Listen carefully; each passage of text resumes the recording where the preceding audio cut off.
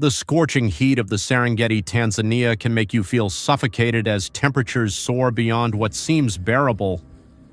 Every creature in the region is fighting daily to survive, and amidst these grasslands, this is the irreplaceable king. Have you ever wondered how these lions manage to thrive and dominate within their pride? Drop a 1 in the comments and join us on this hunt.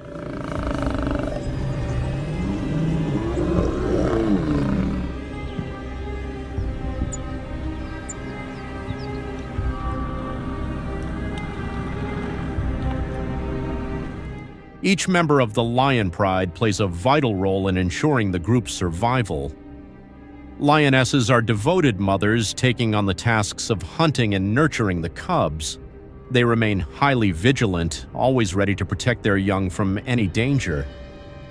Leading the pride is the male lion, the dominant figure who controls a vast territory and stands prepared to fight to safeguard his family and valuable resources. However, in the perilous wilderness, lionesses often guide their cubs to new lands seeking safer grounds.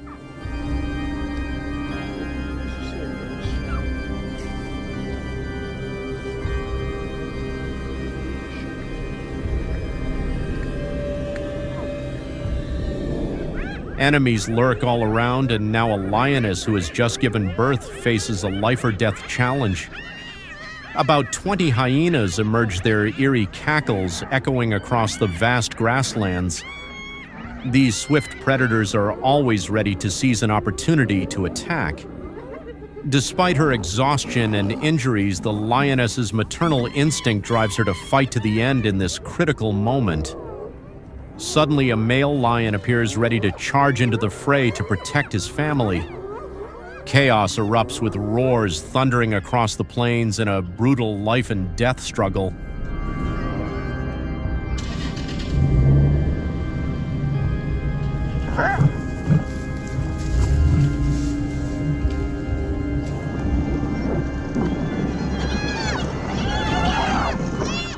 As the harsh dry season in the Serengeti in 2025 depletes food sources, lion prides grow increasingly weakened, compelling them to lead their groups in search of new territories. This is their final chance for survival, but it also means closer encounters with humans.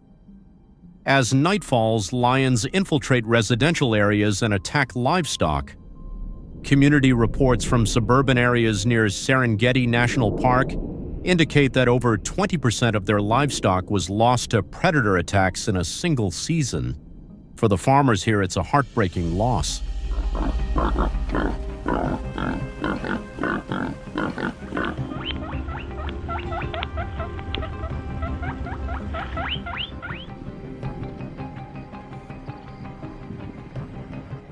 In some areas of Tanzania, the threat of lion attacks on residential zones has become a pressing issue requiring immediate action. To swiftly ensure public safety, the government has deployed robust fencing as a temporary solution. These modern fences are designed with high-grade weather-resistant materials, offering exceptional durability and low maintenance, effectively protecting communities in a reliable and long-lasting manner.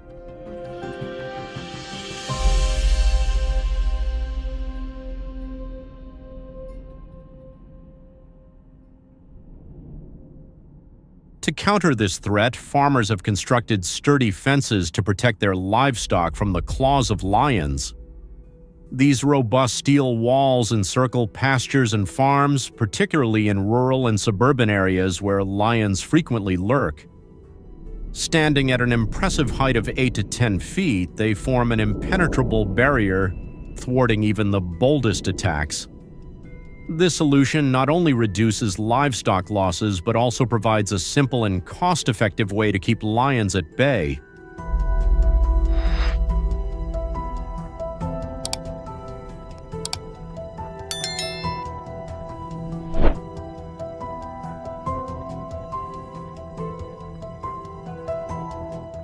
However, this solution is only temporary, as lion sightings in suburban and even urban areas have increased by about 15 to 20%.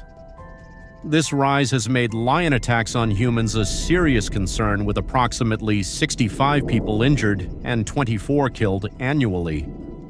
So what must the government do to ensure public safety? This question demands long-term effective and sustainable measures that not only protect humans but also maintain the ecological balance in the region.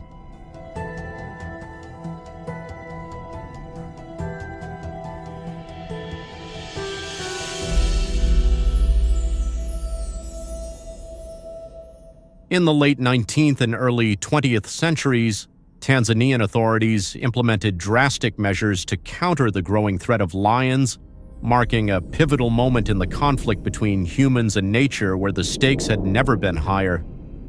While fences served as a critical line of defense to protect settlements from attacks to reduce lion numbers, the government adopted a more direct strategy.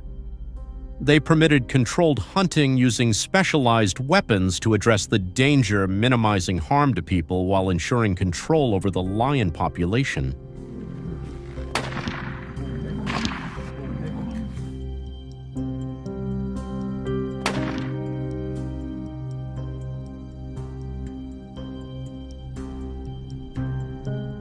To prepare for this mission, a visit to Tanzania's largest hunting gear store is not just a recommendation, but a necessity. Here, lion hunters can opt for the H&H Magnum 375, a versatile weapon ideal for hunting a range of wildlife from large antelopes to top predators like lions. With this rifle, hunters don't need to switch weapons when targeting different species, optimizing efficiency for every hunt.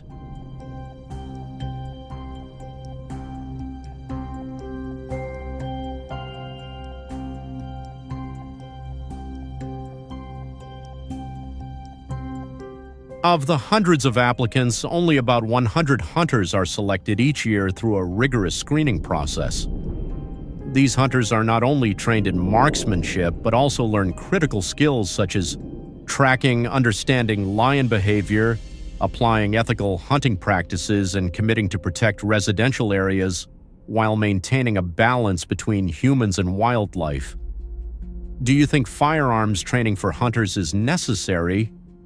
If yes, leave a 2 in the comments. If not, leave a 5.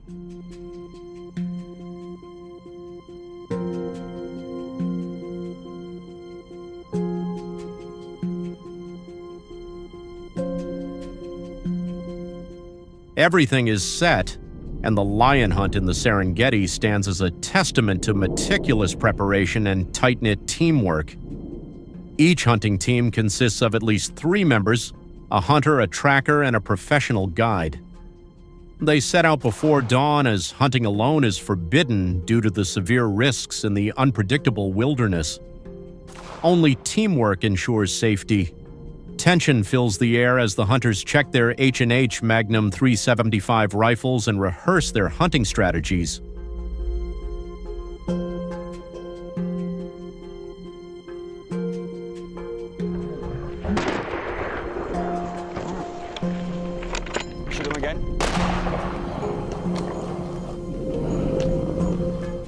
Time seems to stretch under the blistering afternoon heat as the hunting team cautiously tracks through tall, dew-covered grasslands.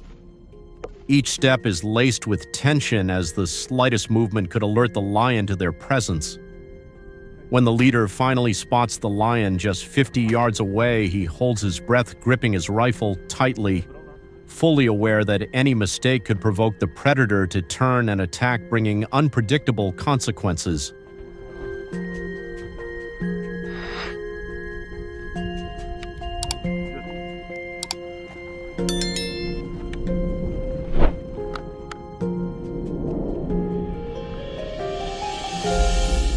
Taking down a single lion can take hours, even an entire day, requiring absolute patience.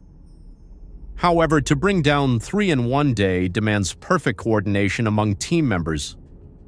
A keen tracker able to detect the subtlest signs, an experienced guide always anticipating the lion's actions, and a hunter ready to execute precise shots form an indispensable team essential for success.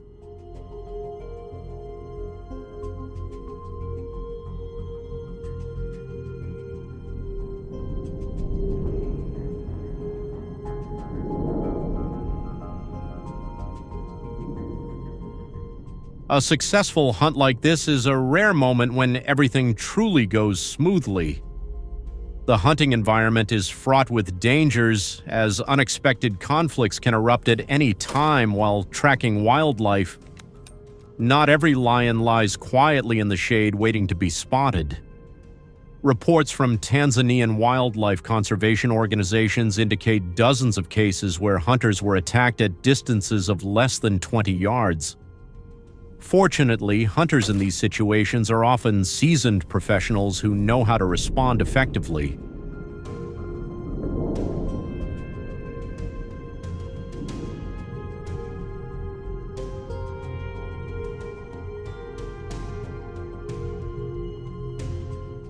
If a hunter fails to react in just 1 second, he could instantly become the prey. To hunt lions successfully and safely, hunters must spend hours tracking across vast areas up to 50,000 acres. Skilled hunters are typically allowed to take down only 1 to 3 lions per day. Exceeding this limit carries severe consequences, including fines up to $10,000, permanent revocation of hunting licenses, and a lifetime ban from hunting.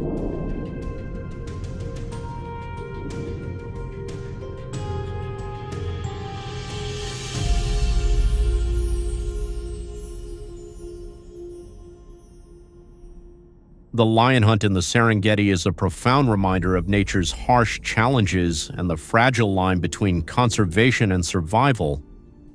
It not only teaches hunters respect, patience, and responsibility, but also makes viewers aware of the delicate balance needed to coexist. Can we find harmony between tradition and conservation?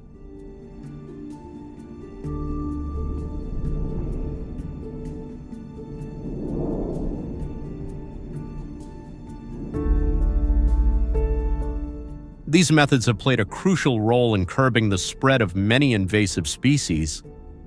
If you have any ideas or more effective solutions, please share your thoughts in the comments so we can discuss them together. Thank you for watching the video. If you found it helpful, don't forget to like, share, and subscribe to our channel to stay updated with more exciting content. Tell your friends about us so they can enjoy this video too. Goodbye and see you in the next video.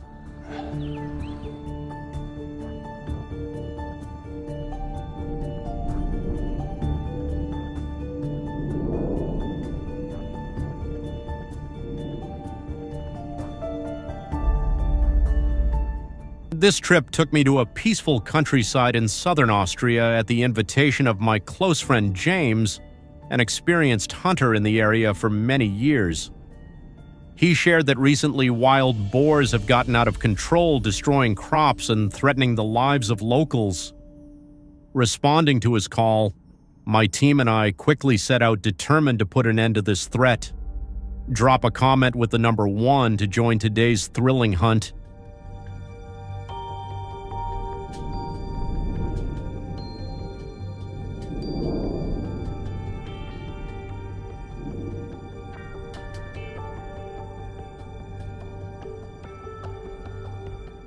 Early in the morning, we arrived at the hunting grounds in Tyrol, Austria. All team members quickly checked their weapons, ready to begin a relentless battle. Just about 20 minutes later, we encountered the first wild boar. Through the dense foliage, I could clearly make out the boar's silhouette. Seizing the moment, I raised my rifle, adjusted my aim, and steadied myself. As the boar charged out from the bushes, a deafening shot shattered the silence. A direct hit, and the boar dropped instantly. Elsewhere, my teammates were also locking onto targets across the hillsides.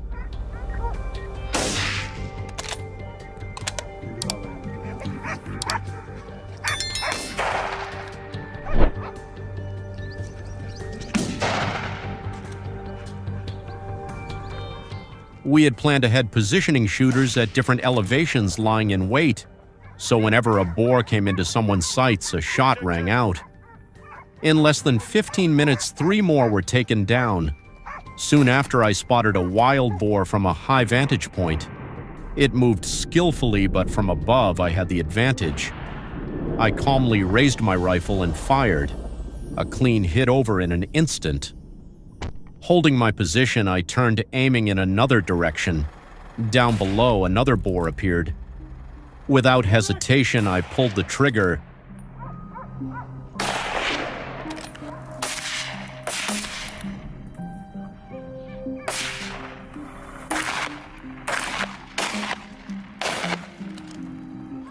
Though it tried to escape, it couldn't outrun the bullets chasing it. My God, the number of wild boars here was truly countless. Every few minutes, we'd unexpectedly run into a new group, but they weren't easy to deal with. It took nearly a minute of continuous shooting to bring down 3 in a cloud of dust. The rest then fled, vanishing into the forest before we could react. Even a lone boar trying to escape didn't deter us. We pursued relentlessly.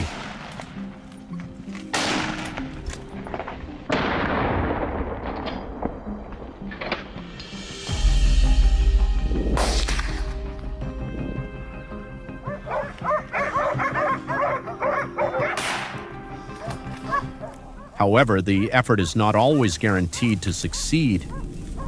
Despite shooting continuously, the long distance made it difficult to aim accurately. As the sun began to set, the air grew cooler. I happened upon a dense hillside, the kind of terrain wild boars like to hide in.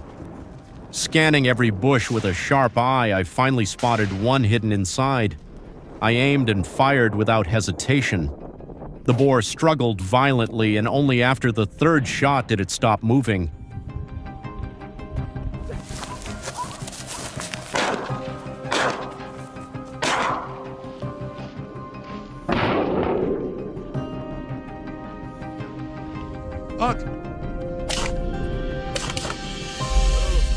Last week, an outbreak of African swine fever wiped out entire herds of livestock on several farms in Tyrol, causing estimated damage of over 15,000 euros.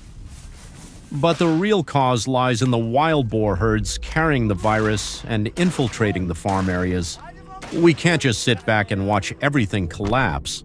Farmers like us have no choice but to stand up and act immediately.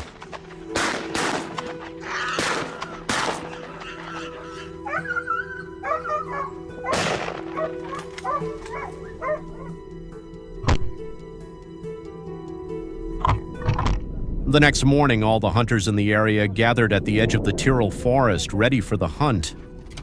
The hunting dogs were released and immediately began tracking.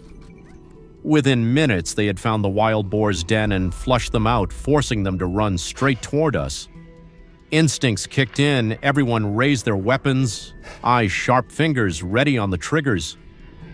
When the shots rang out, the prey scattered in all directions. The scene was like something out of an action movie.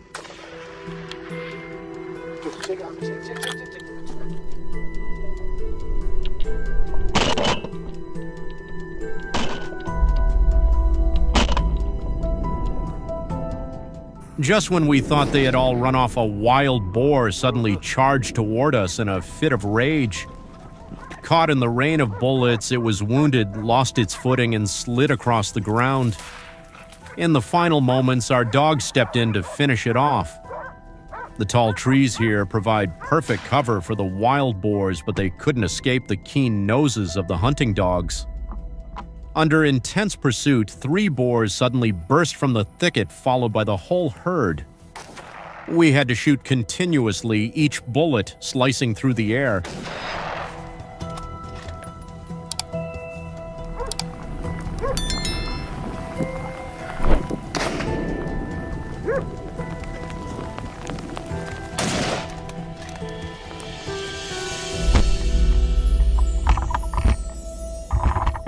But not every boar is easy to take down. Some are strong, stubborn, and aggressive. I had to shoot for the third, even the fourth time to bring one down. Although we couldn't eliminate the entire herd, our results proved the relentless effort of the team.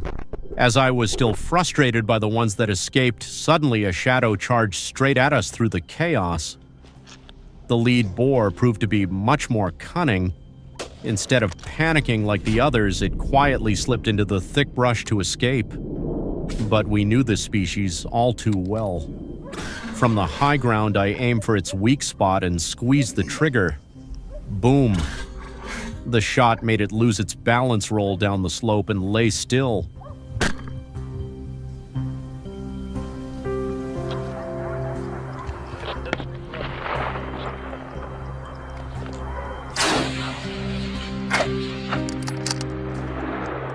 As soon as we identified the boar herd's path, we immediately split into smaller groups to track them down. A strange noise in the brush heightened my alertness. I raised my rifle and surveyed everything around me. There, 3 wild boars, thinking they had escaped the earlier chaos, were still leisurely walking. But that complacency turned out to be a deadly mistake. There was no room for hesitation.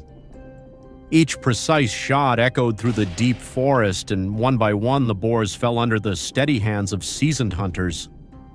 Within minutes, the pursuit was over, and the herd that had carried the disease and ravaged crops was now completely neutralized.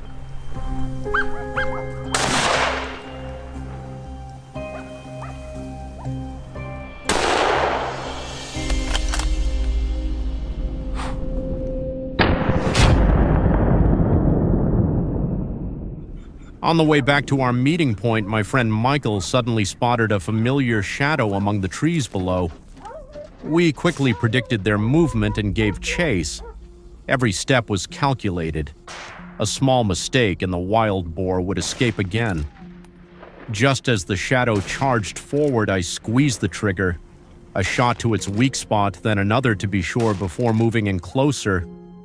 The pursuit was tense and breathless, but in the end, victory was ours. Did you enjoy this hunting trip? If so, leave a comment with the number 2. If not, leave the number 5.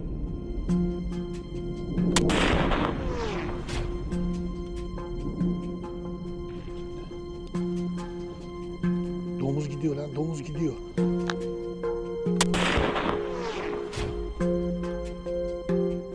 A muddy dirt road led us deep into the vast wheat fields of Tuscany, Italy. The wheat season had arrived, and as we looked over the lush green fields, the farmers eagerly awaited a bountiful harvest after months of hard work. But in a single night, that joy was shattered.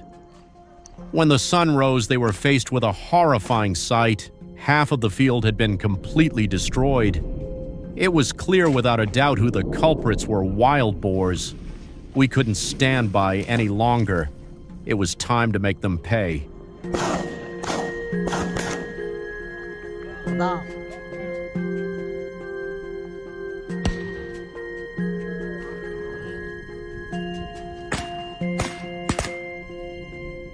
As soon as we arrived, I chose a strategic position to begin the hunt. I held my breath, tightened my grip on the trigger, and locked onto my target. My heart pounded in my chest, each second feeling like an eternity. This was the perfect moment to take down the lead boar. A shot rang out and the target fell instantly. Another series of shots followed, each one accompanied by the agonizing screech of a wild boar falling one after another. The battle had only just begun.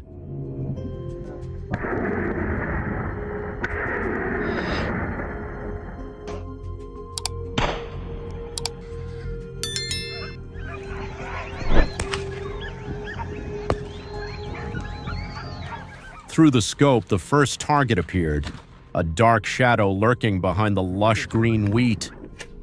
Trapped in a desperate situation, one might think the wild boar would run straight toward the nearby hills. But these creatures are clever.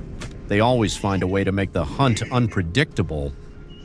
Half of the herd charged up the hillside while the others suddenly veered off, rushing into the thick, tall grass, the perfect hiding spot. However, we had anticipated this. Every escape route was blocked from the meadows to the foot of the hill and up to the summit. The scattered boar carcasses were undeniable proof of our determination and relentless pursuit in this life-or-death battle.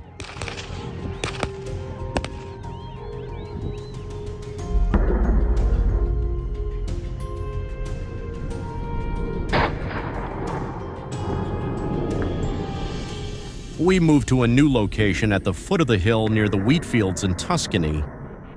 While scanning the area, a massive wild boar easily weighing over 150 kilos was spotted by the hunting dogs. Sensing danger, the boar reacted instantly, charging at an incredible speed. But we didn't give it a chance. My teammate Luca seized the moment and fired. The bullet struck the massive beast, bringing it down immediately. Meanwhile, another teammate and I chased after another wild boar trying to escape. My first shot startled it, making it run faster, but in the open field there were no thick bushes for cover. It ran but couldn't escape. A precise shot rang out, ending its run.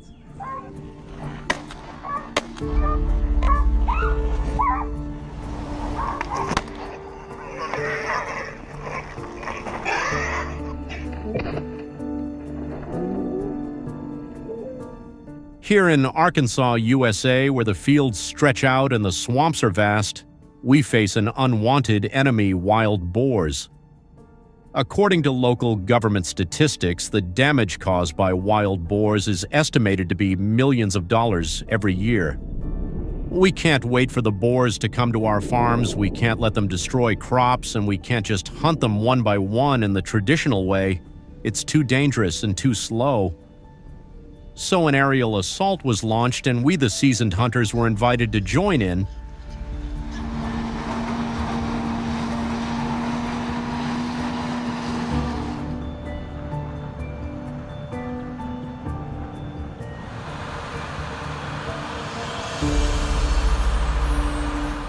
We were in the helicopter flying over the vast plains of Arkansas. From above, we watched the panicked boars running for cover, the sound of the helicopter blades roaring in our ears. We kept firing, aiming at the boars below.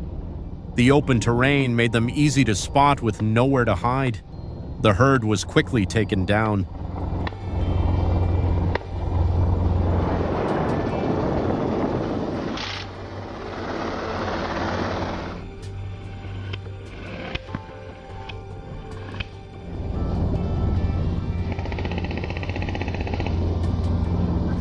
From our position in the helicopter, we spotted signs of another wild boar herd, but they were hidden in a nearby forest, making them difficult to see clearly. A plan was made. The helicopter lowered in altitude, approaching and creating a commotion. Finally, after half an hour of patience, the wild boars couldn't take it anymore and charged out. The outcome was as expected. A swift attack took place, and we successfully brought down the target.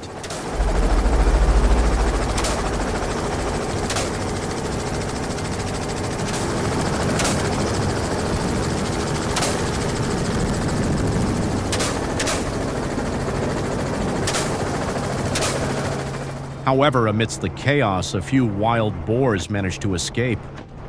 We immediately gave chase. There.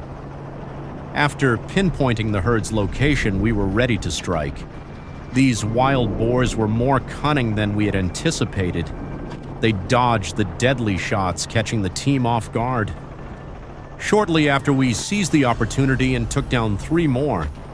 After firing continuously, we were exhilarated. This hunting method was truly effective.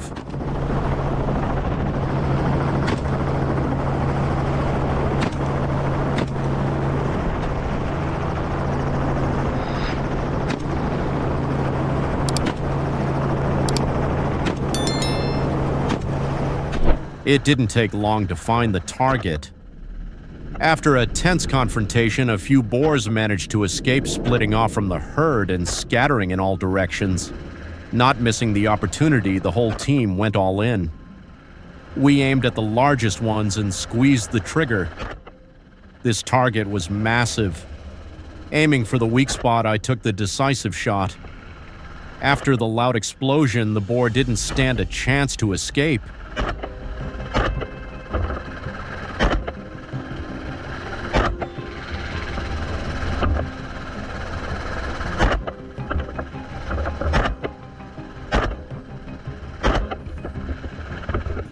Continuing the battle, we moved toward the lush green fields of Arkansas. The boars thought the tall grass would help them hide, but it was all in vain. Once spotted, they sprinted at incredible speeds. We only took down 3 targets, but we didn't give up and kept chasing them. In the afternoon, we resumed our hunt from the air. This time we were better prepared, but the boars were incredibly agile. We truly lost count of how many boars we brought down today. It could easily be a huge number. And this was a successful hunt.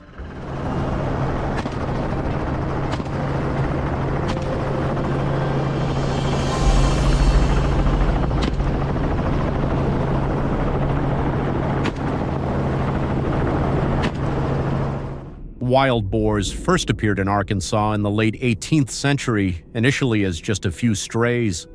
But over time, their numbers exploded to over 1.5 million, causing more than $400 million in damage to agriculture and the environment each year. With the situation spiraling out of control, the Arkansas government took decisive action, organizing helicopter hunts and turning the skies into a battleground against these destructive creatures.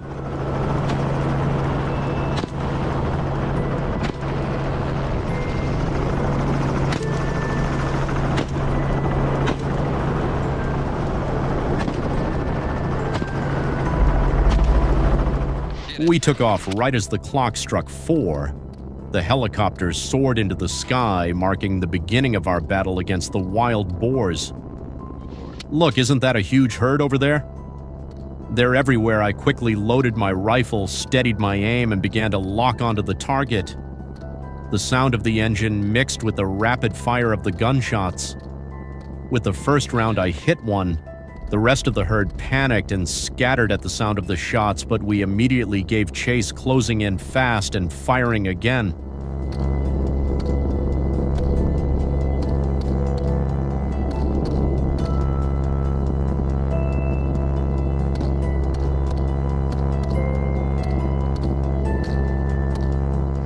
Within seconds, 3 more boars were taken down. In another part of the sky, Stephen's helicopter was circling the field. With years of hunting experience, Stephen easily locked onto the targets and took them down with high precision as soon as they entered his sights. Our team moved toward a vast meadow. This time, Mark was the shooter. The helicopter lowered in altitude, giving us the perfect angle. Mark steadied his hands and unleashed a rapid series of shots. Everywhere we flew over, boars fell. The entire area became a relentless sweep, leaving no opportunity for escape.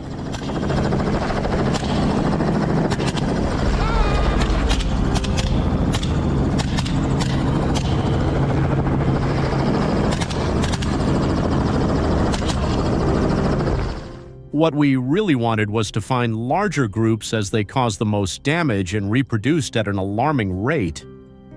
After about 10 minutes of circling, we spotted the perfect target.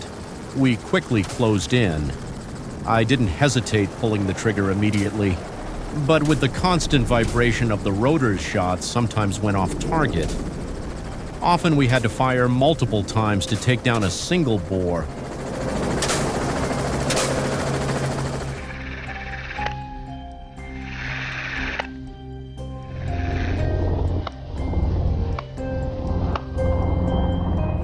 The next morning, we took to the skies again, ready to continue the hunt.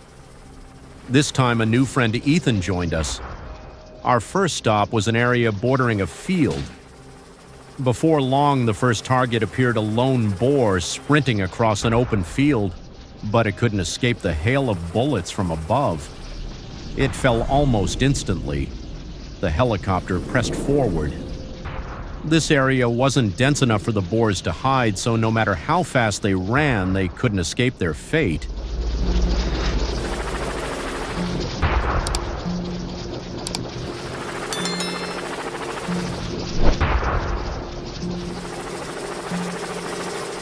Everyone was razor-focused, aiming and firing with deadly precision. In a flash, gunfire echoed across the sky and boars dropped like flies scattered across the land. It was the inescapable fate of these invasive creatures that had plagued the area for too long. One boar after another fell, so many we lost count. but no matter how many we took down, it felt like a drop in the ocean compared to their explosive breeding rate. Help us out with a like and subscribe to support our channel. Goodbye and see you in the next video.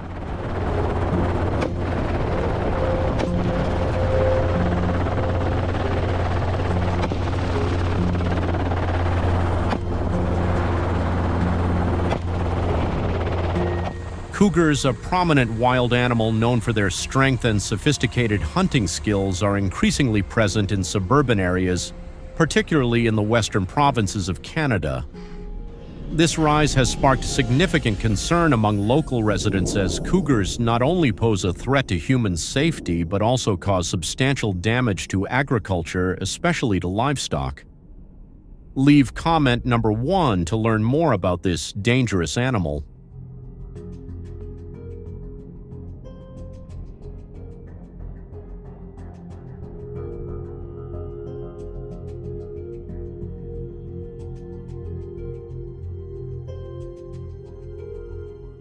Species such as goats, sheep, and poultry are common victims of cougar attacks. There have been numerous instances of cougars invading barns, causing significant financial losses for farmers and even reducing the productivity of farms.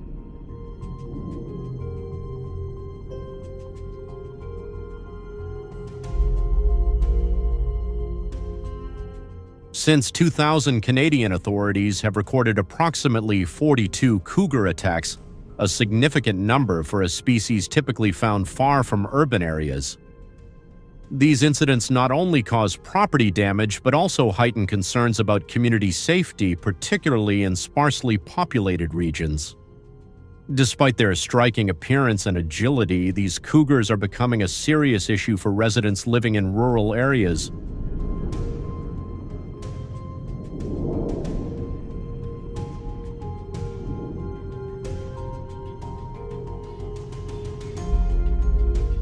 To address the rising leopard population, the government has implemented various measures to control their numbers, particularly in densely populated areas and regions where leopards pose significant threats to humans and property. Initially, priority was given to humane methods to minimize negative impacts on wildlife. One common approach is organizing operations to capture leopards using nets and relocate them to forests or wildlife sanctuaries where they can live naturally without disrupting human activities.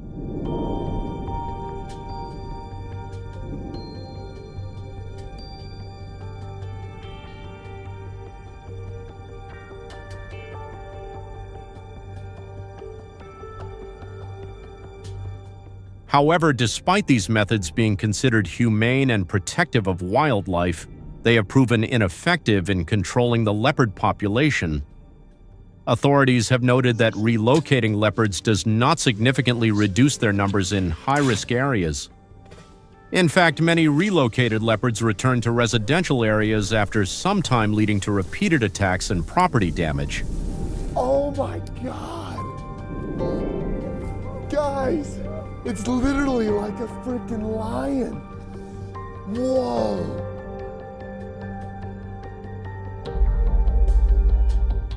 This has led to the need for stronger, more effective long-term alternatives. The government began shifting toward harsher measures to address the threat posed by these animals, especially as the leopard population continued to grow and became a serious issue for communities in suburban and rural areas. The use of firearms and more efficient population control methods have emerged as viable solutions, but this raises questions about balancing public safety with wildlife conservation.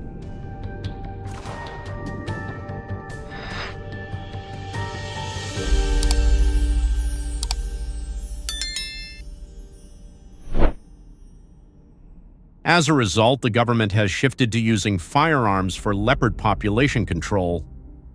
This change reflects not only the urgency of the situation, but also the need to balance public safety with wildlife management. Authorities are now working to reduce the risk of leopard attacks while addressing the complex ecological impacts of their presence. This includes protecting natural ecosystems and ensuring that other wildlife species are not adversely affected by the reduction in leopard numbers.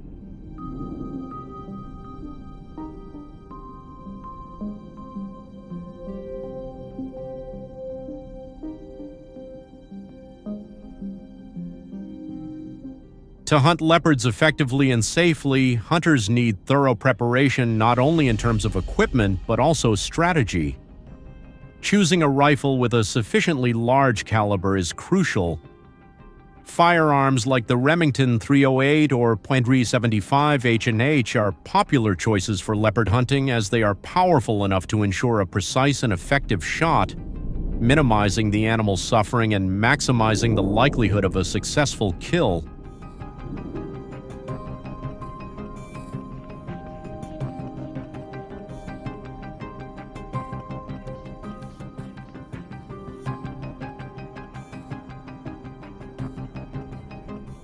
In addition to selecting the right firearm, hunters must also prepare adequate protective gear.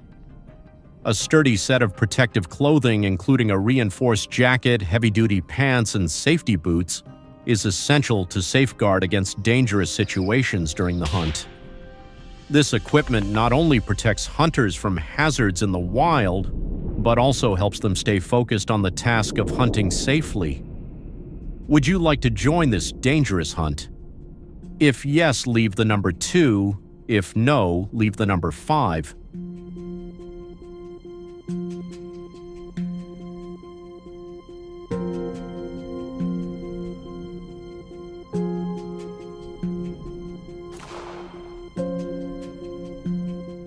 Besides preparing equipment, an equally critical factor is the baiting strategy. Leopards, with their particular preference for deer meat, provide hunters with an opportunity to strategize their approach and shooting position. Hunters can place bait in areas frequently visited by leopards such as dense forests or near water sources. This is an effective method to lure leopards into shooting range as they are less vigilant and more easily drawn to a prepared location when focused on hunting prey. Choosing the right type of bait and placing it in an optimal position increases the chances of a successful hunt while minimizing the risks of inaccurate shooting.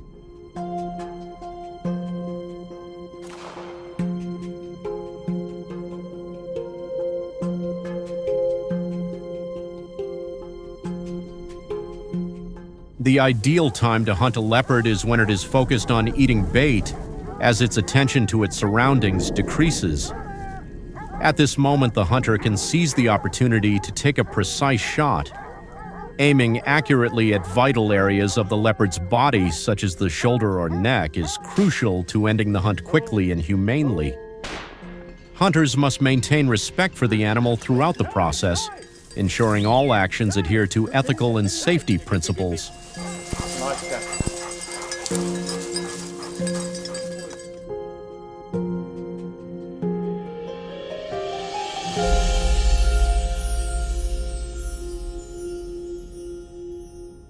Ultimately, leopard hunting must be conducted responsibly and in accordance with strict regulations. Reducing the leopard population in densely populated areas can help mitigate human-wildlife conflicts, protecting property and ensuring the safety of local communities. However, tight control is necessary to prevent overhunting, which could lead to population decline and disrupt ecological balance. Therefore, using accurate data and regularly assessing leopard populations is essential to ensure that hunting does not harm the species or destabilize the natural ecosystem.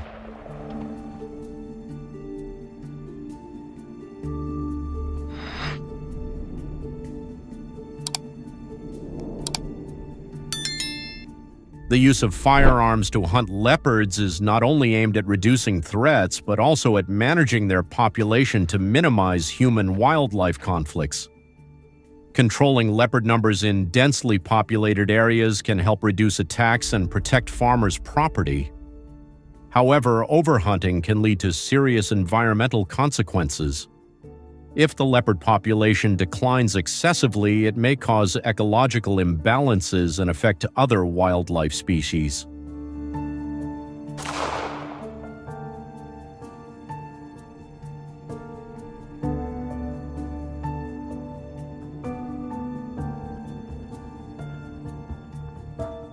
Therefore, strict management based on scientific data and sustainable hunting regulations is essential to ensure that hunting does not jeopardize the leopard population survival or disrupt ecosystem stability. Thank you for watching this video to the end. Please support our channel with a like and subscribe. Goodbye and see you in the next video.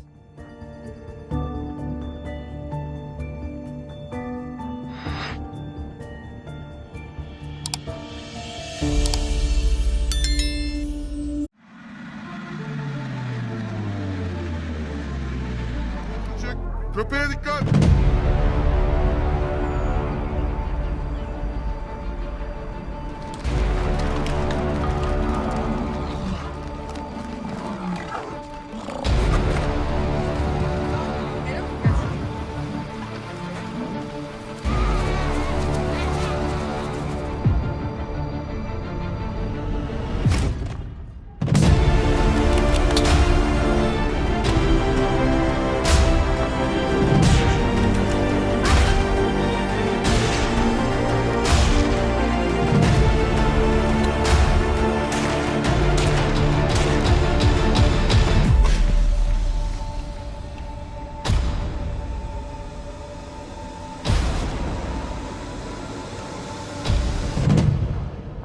Oh my God!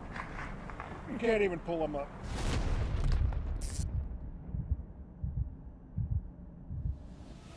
My family's farm sits next to a sparse forest in Texas. Day or night, it's like a battlefield. Wild boars show up like ghosts, silent, stubborn, and getting bolder every day. I've tried everything to stop them, but for a creature this tough, resilient, and adapted to survive harsh winters, only one thing makes them back off a hunting rifle. Drop a comment with the number 1 to join us on this hunt.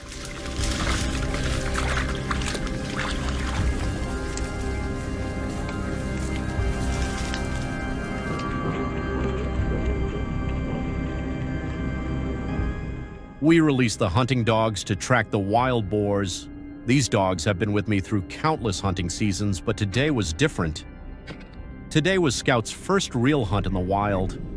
Surprisingly, despite being a rookie, Scout performed flawlessly, showing no clumsiness. Before long, he picked up a trail and was hot on the heels of a moving boar.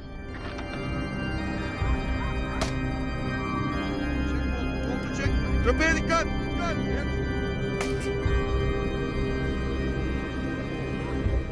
Meanwhile, the other dogs were working at full throttle. When I heard their barks, I knew another target had been cornered. Sure enough, a wild boar had been chased into dense brush with no way out, clearly exhausted. As the boar lost its fight, I approached slowly, gripping my rifle, and ended it with a precise shot right between the eyes. Scout and I, quite the team. I calmly lowered the rifle and pulled the trigger without hesitation, a clean shot, and the boar dropped instantly.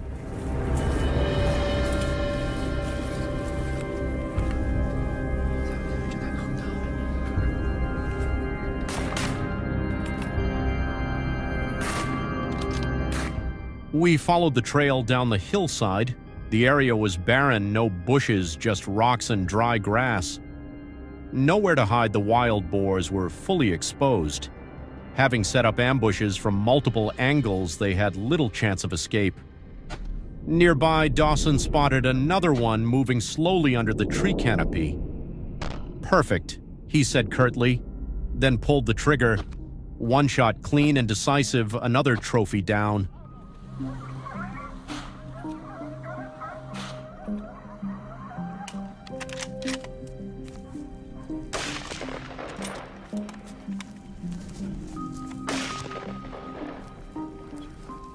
No time to catch our breath. Hank quickly scanned the area and spotted a wild boar charging down the slope. The distance and tough angle didn't faze him. It took us about 15 minutes to reach the position. There we split up, each taking a different elevation. From a rocky outcrop, I surveyed the valley below and locked onto the target. The gunshot roared like thunder through the still air of the Texas hills.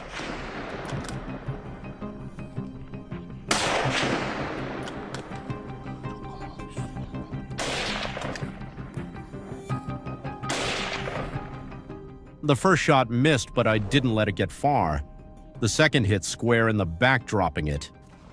One clean shot and the boar tumbled down the slope, coming to a stop halfway. While I was scanning another direction, Dawson's voice crackled over the radio. "Got one another hog." I instantly knew where it was, same path the dogs had chased. Seconds later, a jet black boar burst out at breakneck speed. Despite the distance, Dawson was ready. One blast and the hog staggered, took a few shaky steps, then rolled down the hill. A long, exhausting day, but worth every step.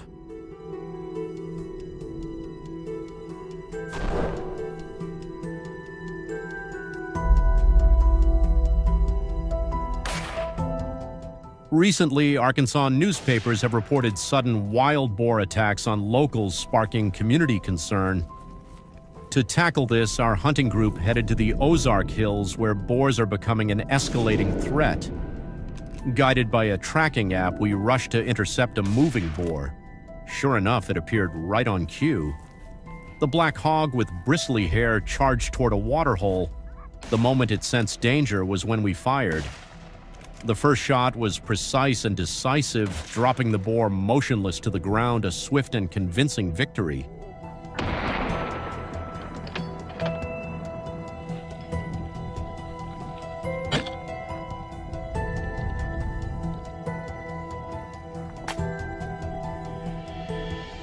We climbed to the hilltop and released the hunting dogs in our planned formation. Soon, ferocious barking erupted from the bushes ahead. Anticipating a boar counterattack, I gripped my loaded rifle and cautiously advanced. Just then, a fierce wild boar charged out. I fired several shots in rapid succession. The boar collapsed instantly with no chance to fight back. The dog's aggressive barking echoed again from the other side of the hill, a clear warning.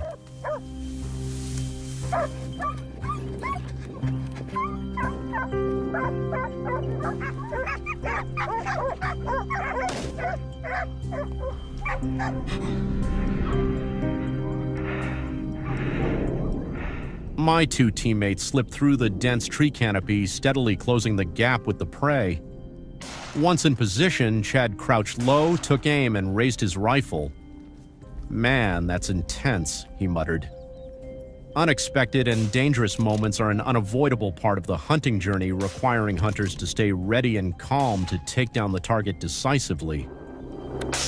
Have you ever hunted wild boar? If yes, leave a comment with number 2. If not, leave a comment with number 5.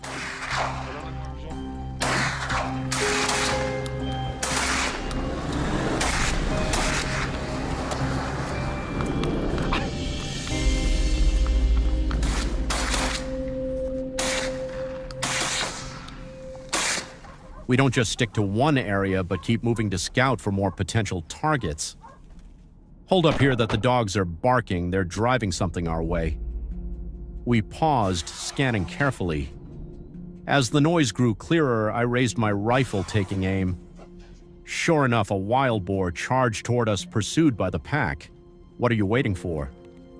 Shoot one shot, hit its weak spot, and the boar dropped. Seamless teamwork between members is the key to quickly spotting and taking down targets efficiently.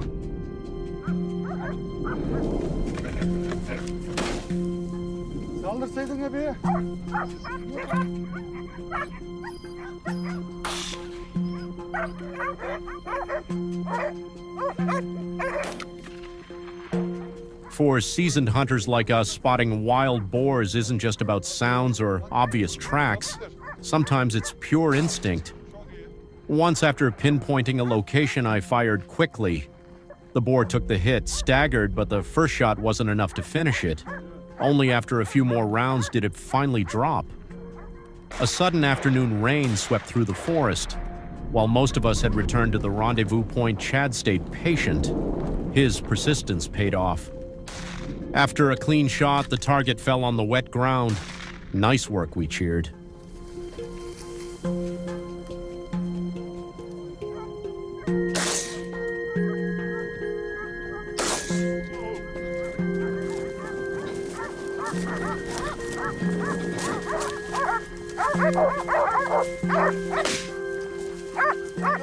Today, the first wild boar eradication campaign of the year kicked off with tight coordination between Tennessee locals and authorities.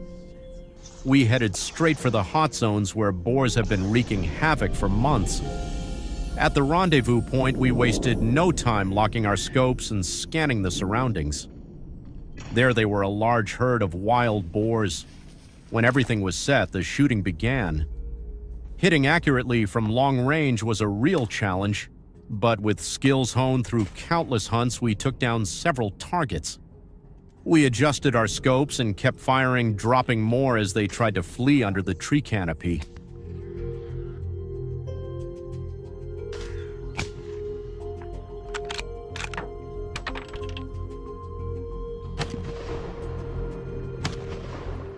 Suddenly, another boar appeared in my crosshairs. With a steady scope, the shot rang out, hitting the target, which tumbled down the hillside. A few nearby couldn't escape and were taken down too, but many slipped away. After the skirmish, we shifted our ambush position. Then came a dramatic surprise. A massive wild boar emerged from nowhere, but we were careless. The boar abruptly changed direction and charged at us in a fury. With no time to think, a barrage of gunfire erupted. I managed to drop the beast just before the situation spiraled out of control.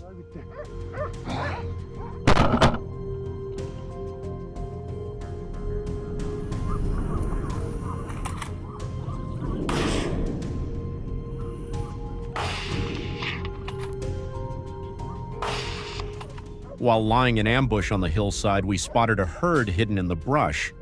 We waited patiently. As they moved into the open, we struck. Weapons ready, the team opened fire. Shots rang out in rapid succession, targeting the large boars with glossy black coats.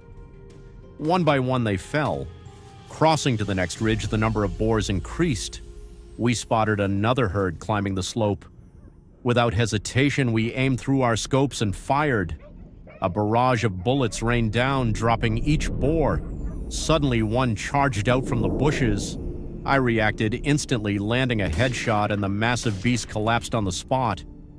In the chaos, though, a few targets still slipped away.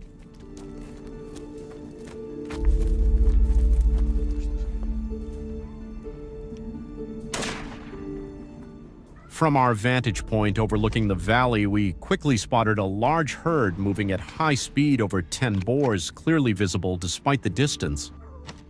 Several were taken down in a crossfire, but new herds kept appearing. A direct chase proved ineffective, so we split into small groups, setting up ambushes from multiple angles. The tactic worked perfectly. No target escaped our sights.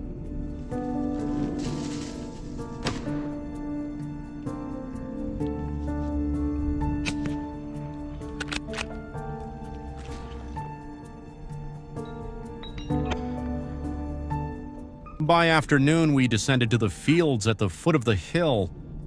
Only then did we truly grasp the terrifying scale of the wild boars here. They were massive and moved incredibly fast. We had to use vehicles to get close. When they came into range, we pulled the triggers. The open terrain made movement easy, but the herd scattered in all directions, making pursuit challenging. Still, we managed to take down as many as we could.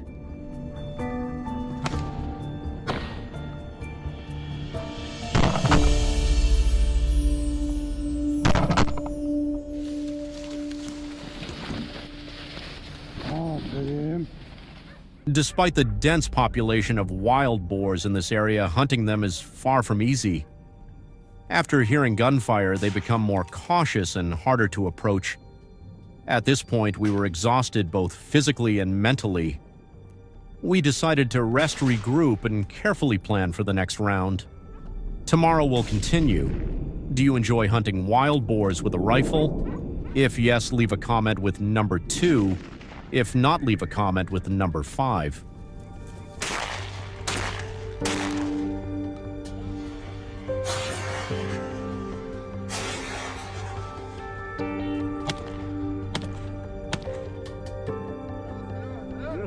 Never has the wild boar population surged to such alarming levels. In just a few months, states like Texas, Arkansas, and Tennessee have reported widespread crop destruction and livestock attacks caused by these animals. With their numbers exploding, hunters are being called to take urgent action like never before. Join us as we head into the hot zones to track down these invasive wild boars. A report just came in about a troublesome herd, so there's definitely one nearby. Without delay, we hop into the truck and head toward a nearby hill. The hunting dogs are unleashed, immediately scouring every nook and cranny.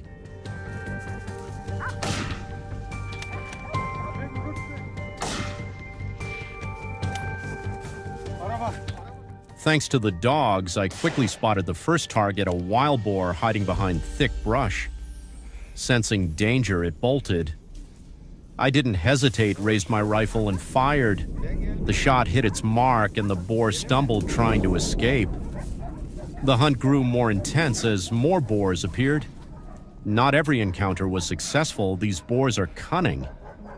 We didn't let any slip away, immediately giving chase. The relentless barking of the dogs kept us on edge.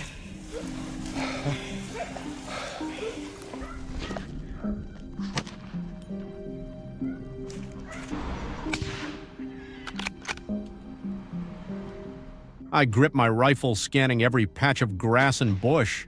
Suddenly, a wild boar charged straight at me. Luckily, both Devlin and I are seasoned hunters. One shot and we dropped it. One shot, one kill. Meanwhile, the rest of the team held their positions on the hilltop. Two of my teammates stayed vigilant, especially as the dog's barking grew louder. Jack carefully raised his rifle, adjusted the scope, took a deep breath, and fired. That victory boosted our morale as we pressed forward. My buddy suddenly spotted another boar charging up the hill. We got into position and opened fire. Gunshots echoed and a few more boars went down.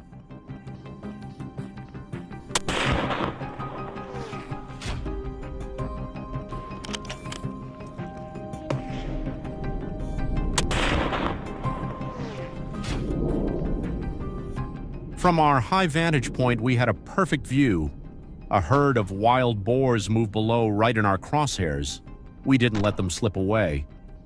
I locked onto a target, adjusting my aim as it moved. The shot tore through the air and the boar dropped almost instantly. After hours of relentless pursuit, we were exhausted and began descending the hill. But just as we were heading back, we unexpectedly ran into another herd. They bolted like lightning, giving us no time. We fired immediately. Though we missed, it was a valuable lesson, reminding us to always stay sharp.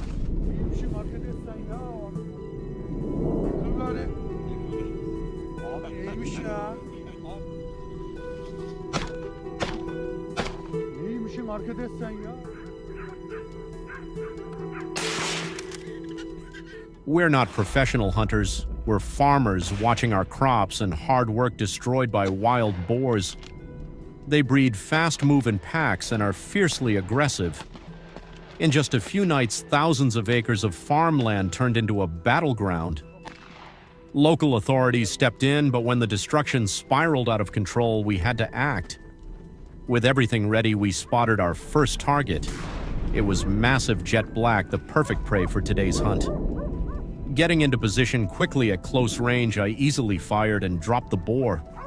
Not a bad first trophy, weighing around 500 pounds.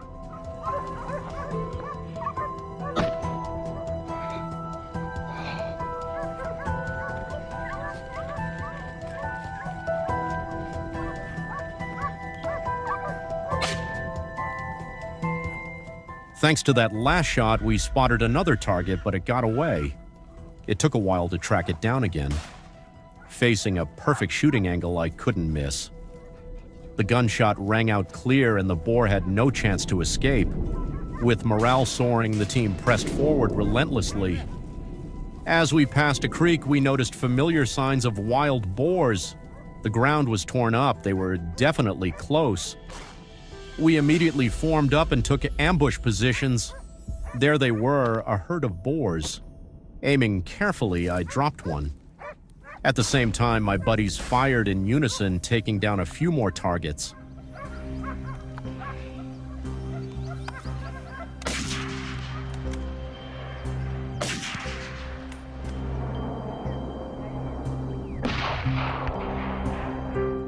After that, we spotted and chased even more wild boars.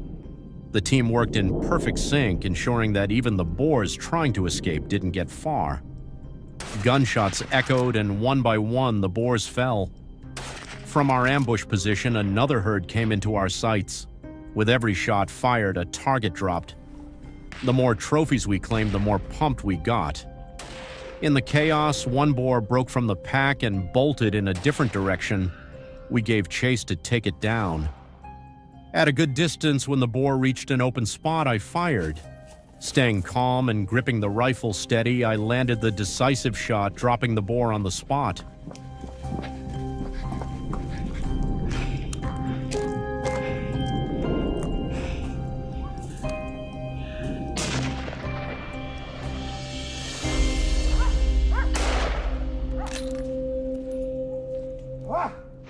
But it wasn't over yet. We scanned the surroundings to ensure no targets were missed. Ambushing from the hill, we waited silently for a boar to cross our sights. There it was. When the boar let its guard down, I dropped it with a lethal shot. While searching along the hillside, we spotted another one. The team immediately took aim and fired, rapidly determined not to let it escape. The wild boar hunt pressed on. Just minutes later, we found the next target, a massive, agile boar. But in the end, it couldn't outrun our scopes. The hunt wrapped up as darkness fell. Thanks for watching this video to the end. Please support our channel with a like and subscribe.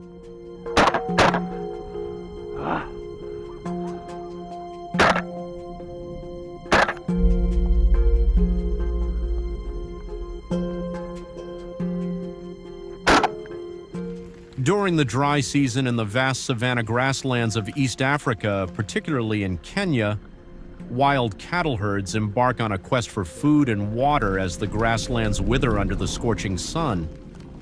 These herds, often numbering in the hundreds, cross major highways, causing significant disruptions. In June 2024, a herd of approximately 400 wild cattle traversed a critical highway in Kenya's Tsavo region, halting traffic for over 4 hours.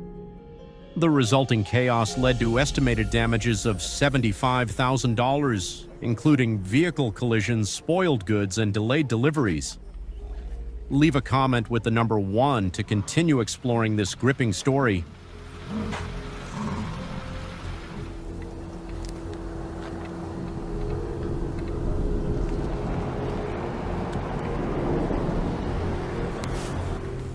In July 2024, a panicked herd stormed into a residential community in Tanzania's Serengeti region, causing severe damage to 7 homes with repair costs exceeding $120,000.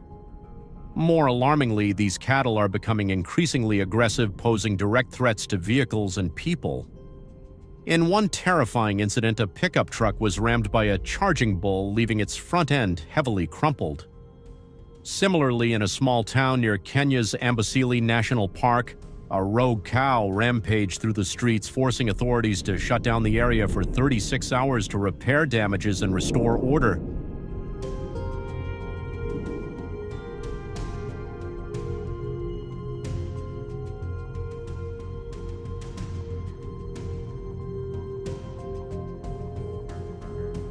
To address this escalating crisis, controlled hunting has emerged as the primary solution to curb the growing wild cattle population and mitigate risks. However, hunting wild cattle is no easy task, requiring exceptional skill, thorough preparation, and utmost caution. Hunters often move stealthily, traveling on foot or horseback through the savanna grasslands, frequently lying prone in tall grass to avoid detection.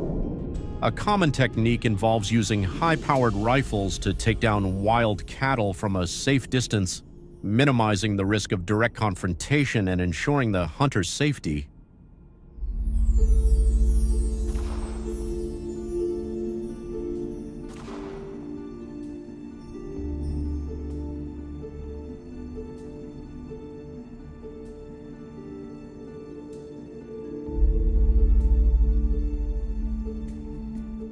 Hunting wild cattle in East Africa is tightly regulated by legal frameworks with stringent licensing requirements enforced by local governments. Aspiring hunters must pass rigorous tests in marksmanship, navigation, and survival skills to obtain a permit. These permits clearly specify the number of animals that can be hunted each season to prevent overhunting and preserve the region's ecological balance. Such measures ensure that hunting is conducted responsibly and sustainably, safeguarding both the environment and the wild cattle population.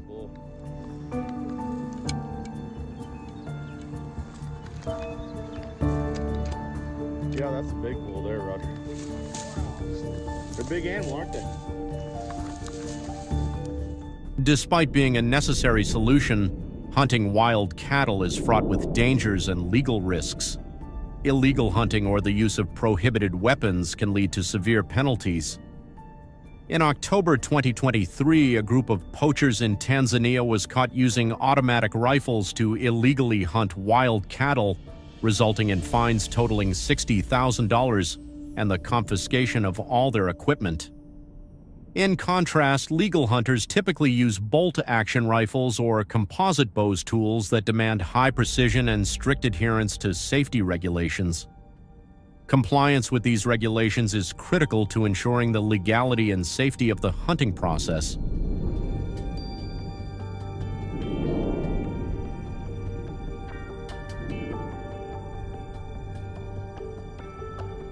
Hunters also equip themselves with essential tools like binoculars and GPS devices to track cattle herds from a distance. These tools not only enhance safety, but also improve the likelihood of a successful hunt while minimizing the risk of injury from these massive beasts. Thanks to organized hunting campaigns, the wild cattle population in Kenya and Tanzania has dropped to approximately 12,000 by 2023, a significant decline from previous years. Are you brave enough to join this dangerous hunt? If so, leave a comment with the number 2, if not, drop a 5.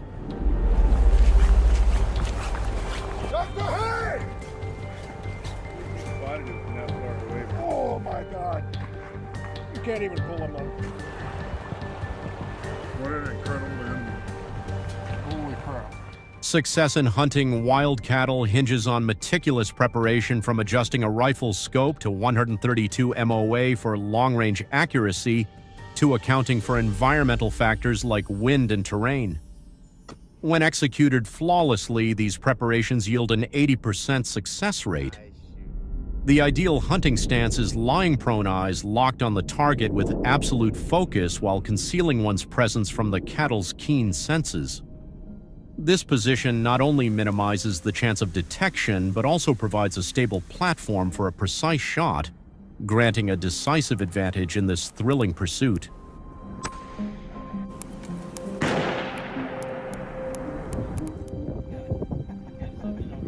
Anyway, JT, keep your shirt on for something.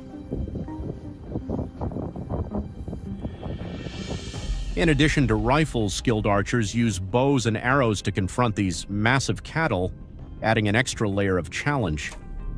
Strong savanna winds can deflect an arrow by up to 2 feet, as recorded at a 1,200-acre hunting ground in Tanzania's Ngorongoro region. Close-range bow hunters typically work in teams of at least 3 to ensure safety and effective tracking. Ethical hunting laws are strictly enforced hunting in restricted areas. Without a permit can result in hefty fines or permanent revocation of hunting privileges. After a successful kill, hunters must adhere to rigorous regulations for reporting and processing the carcass to support conservation efforts.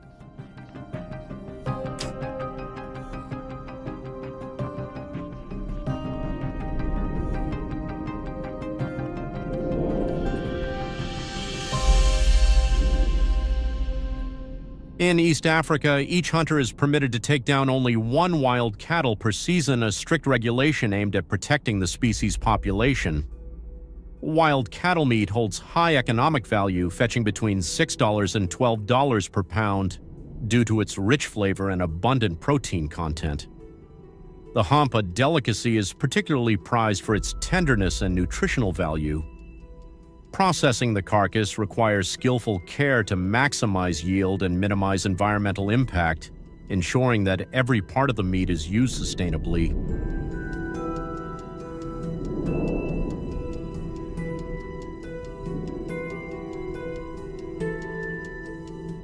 Do you have any groundbreaking ideas to address this issue more effectively?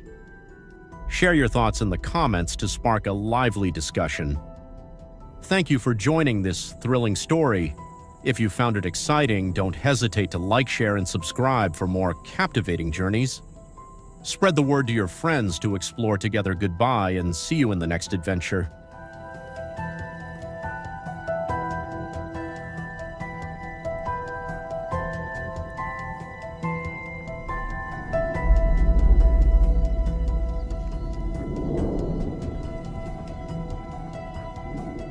Under the silvery moonlight, silent figures move through the dense forests of the Carpathian Mountains in Romania.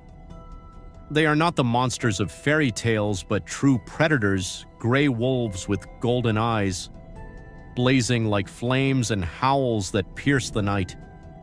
For centuries, wolves have been symbols of wilderness, strength, and the mystery of nature. So how dangerous are wolves? Drop a comment under number 1 to explore the truth in today's video.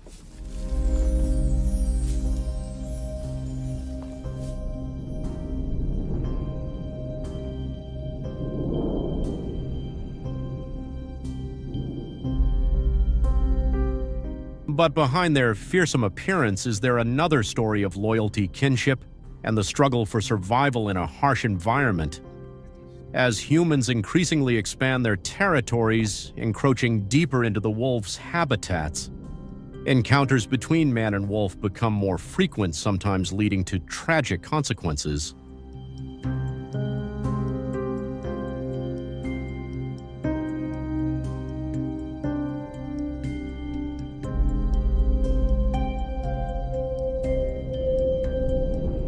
As darkness falls, a sudden attack begins. In just a few hours, a livestock farm in rural Romania descends into chaos. The herd is thrown into disarray, with estimated damages reaching 45,000 euros and over 20% of the goats injured or missing. The attack not only causes material loss, but also threatens the livelihoods of farming families who depend on their livestock to survive.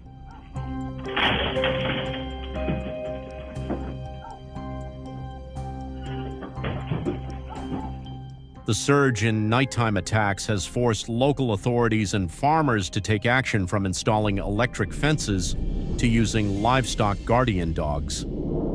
However, as wolves venture closer to residential areas, the Romanian government has implemented wolf population control programs, including issuing permits for selective hunting.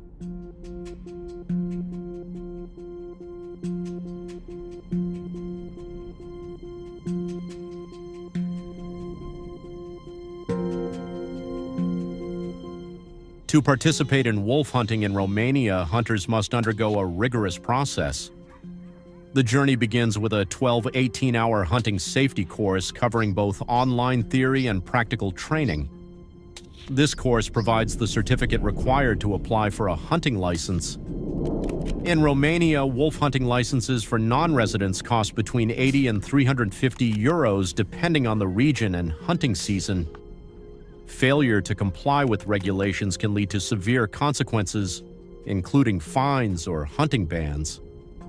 In 2024, over 2,800 hunters nationwide had their licenses revoked for violations such as hunting outside permitted areas or using improper equipment.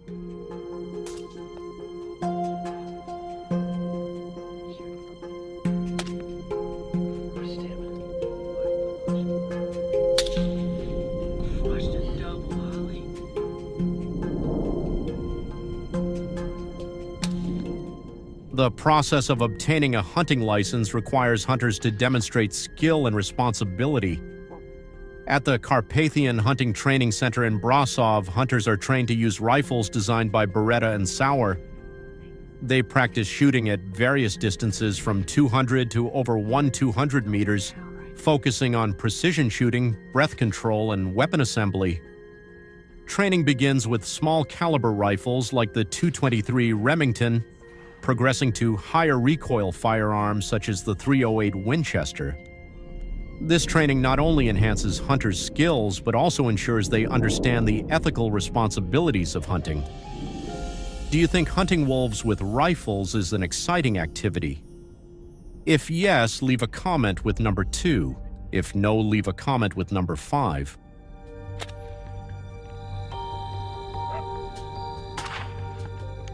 Double down.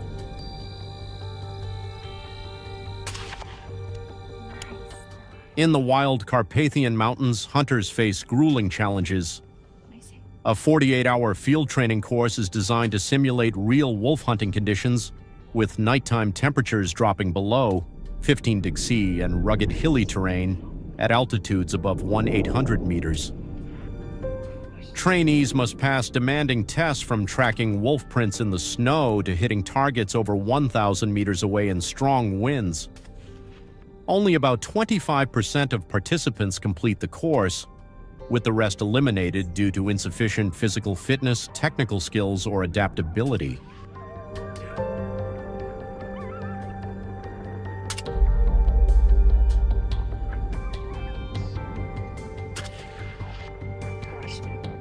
With honed skills, the hunt begins. A group of hunters navigates the dense forest where rugged terrain and hidden ravines pose constant dangers. The confrontation peaks when they spot a pack of wolves on the move. With seamless coordination, the hunters take down 2 wolves in a tense moment, marking the start of the hunting season.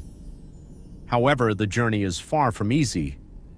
Rocky mountains and harsh weather can challenge even the most experienced hunters. A single misstep, like slipping on a cliff or missing a snow-covered pit, could lead to a serious accident.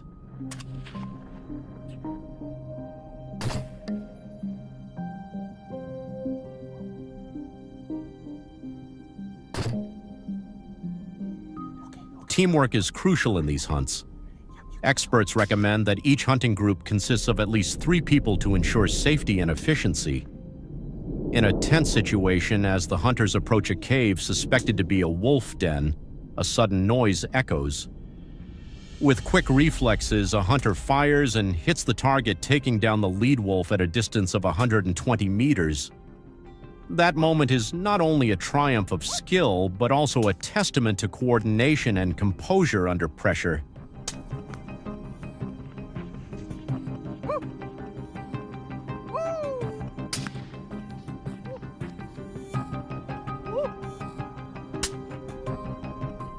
To attract wolves, hunters use sound devices that mimic the cries of prey, such as injured rabbits or deer. In the silence of the night forest, they wait patiently. The wolves, with their keen predatory instincts, approach cautiously. A precise shot at 180 meters takes down the pack leader, followed by another wolf at a closer range. Aerial wolf hunting is also employed in Romania, though restricted to specific areas. From helicopters, hunters face greater challenges requiring absolute precision to track targets over dense forests and deep valleys.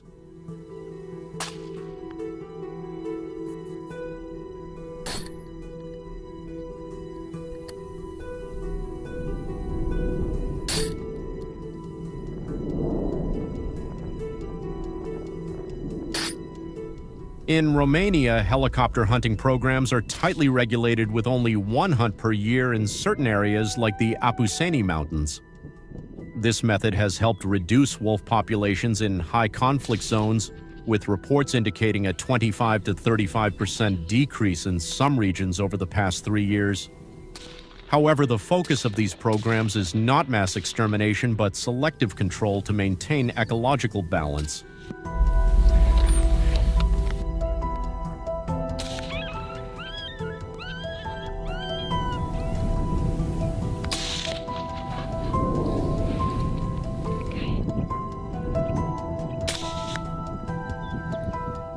The results of controlled wolf hunting have brought significant benefits to Romania's farming communities.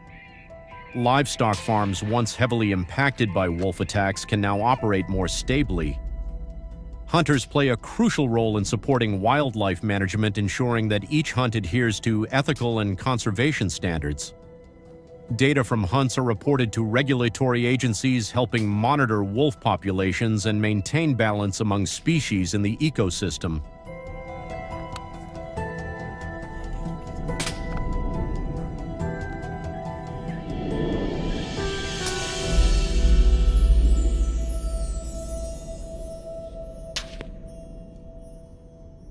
After the hunt wolf pelts are carefully processed, hunters clean and preserve the pelts before sending them to trading centers in Bucharest. At auctions organized by the Romanian Fur Association, wolf pelts are graded based on color thickness and quality. A high-quality pelt, especially the silver gray variety from the Carpathians, can fetch up to 90 euros, while lower-quality pelts sell for around 20 euros. Revenue from these auctions is often used to fund wildlife conservation and research programs.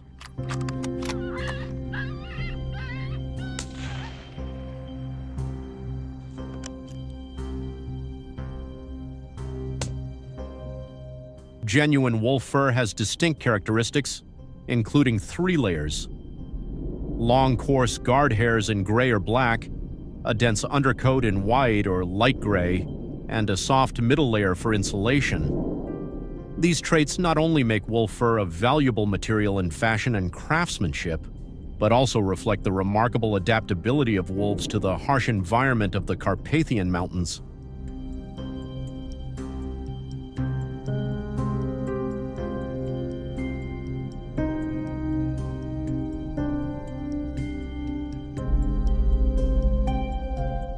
Our journey into the world of wolves has taken us through the dense forests of Romania, where cunning predators face humans in a relentless struggle for survival.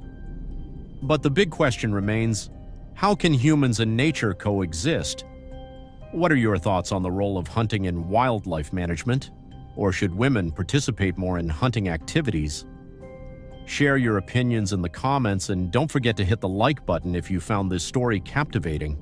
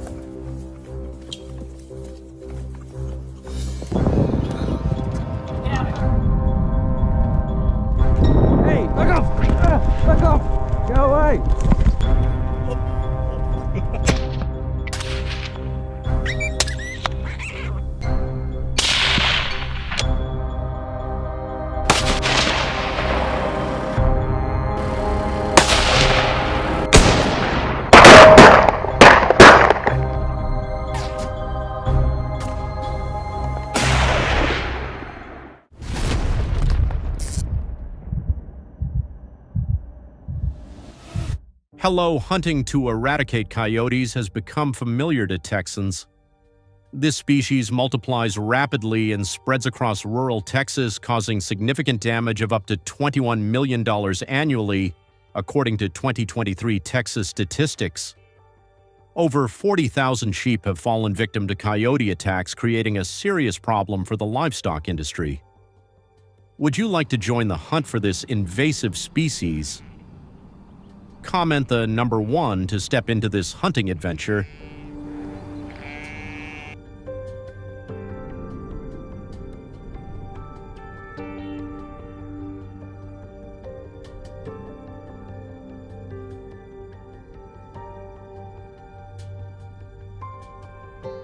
The situation has escalated as coyote attacks on livestock surge in Texas.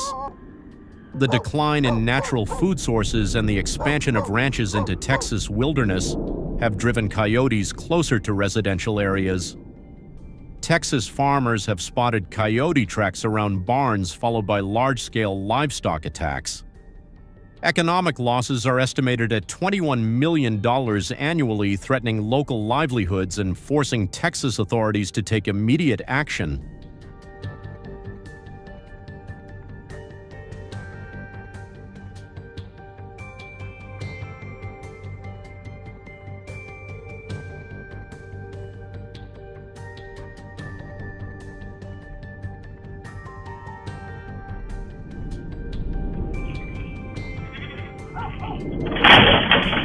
These attacks cause millions in damages annually in Texas, placing immense pressure on farmers and highlighting the need for effective management strategies. One primary method to control the coyote population in Texas is hunting. Hunters use high-powered rifles like the .223 Remington or compound bows for those preferring a more traditional approach. Each method requires skill precision and an understanding of the species' behavior.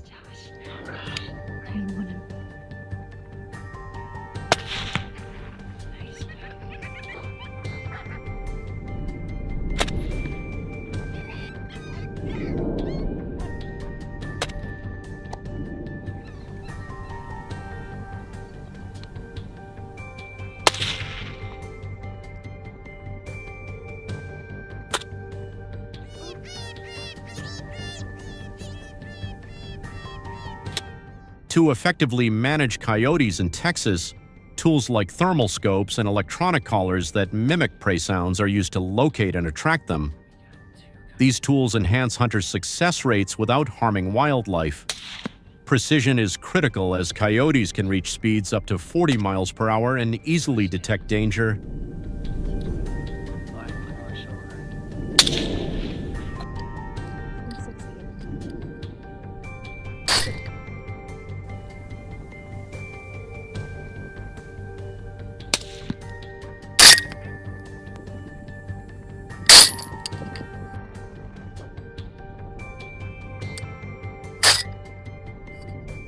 The keen sense of smell of hunting dogs is a key asset in tracking coyotes in Texas.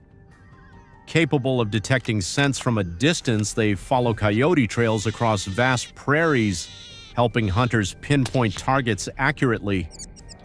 Additionally, they alert hunters to potential dangers, protecting them from threats posed by other wildlife, ensuring safety during these high-risk hunts.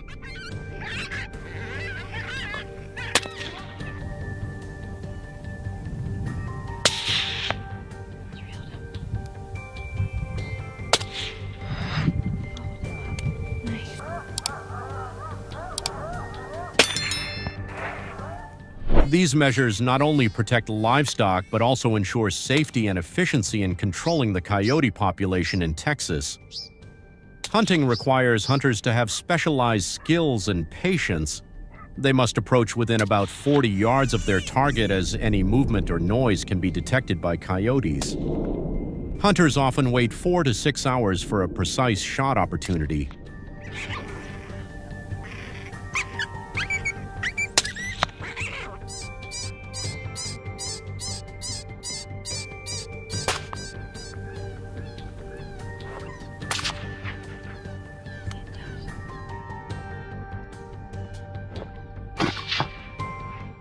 To participate in coyote hunting in Texas, hunters must meet age and licensing requirements.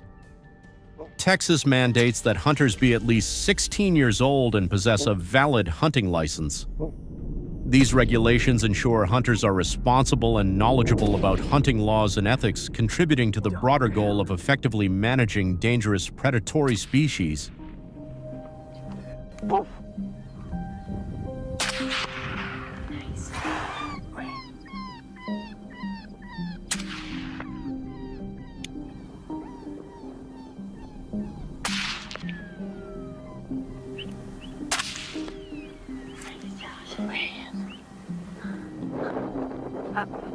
If you got a shot, shoot him. Coyotes in Texas are more active at night, making it an ideal time for hunting. Hunters use infrared scopes and red flashlights to navigate accurately in the dark. This adds challenges, requiring hunters to rely on sharp senses and assistive devices to track prey in the difficult conditions of nighttime.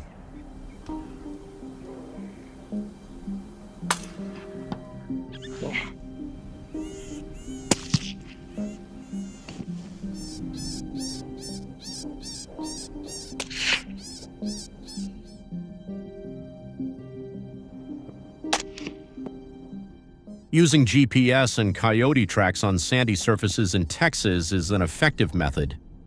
The clear footprints reveal their movement patterns, and combined with modern devices, Hunters can quickly locate hunting sites. These tools are also permitted by Texas authorities. I'd comment with number 2.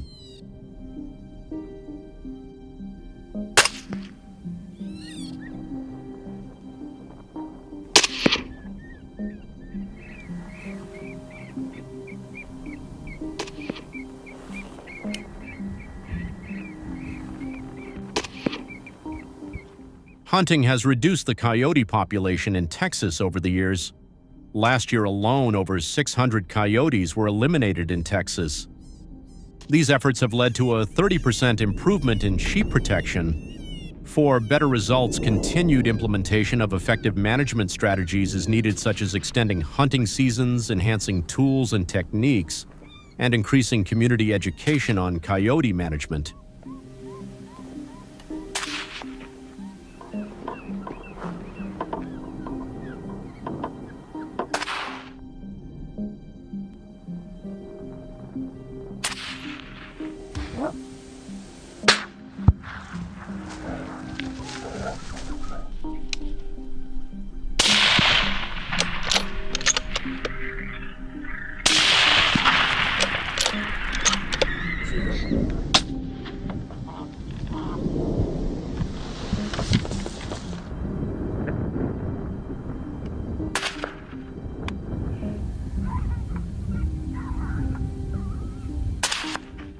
During each hunting season in Texas, hunters are granted permits based on a limited number set by state regulations.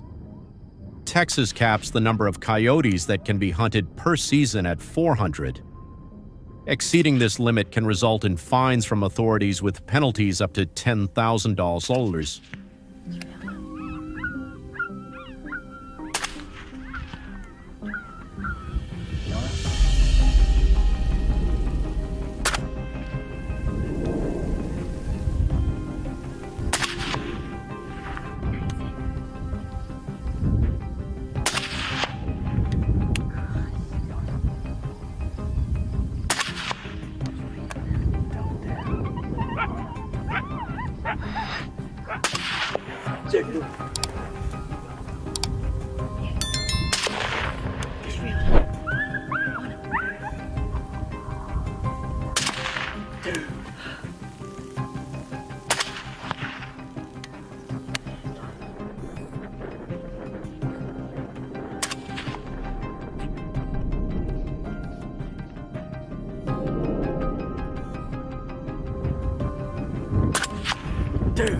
Right there. Hunters in Texas must remain highly vigilant, as coyotes can attack at any moment. With a bite force of up to 1,500 pounds, they pose a significant threat. Hunters should maintain a safe distance of at least 100 to 150 yards to minimize risks. To ensure safety, thorough preparation and proper equipment are essential for handling any situation in the wild. Crushed him.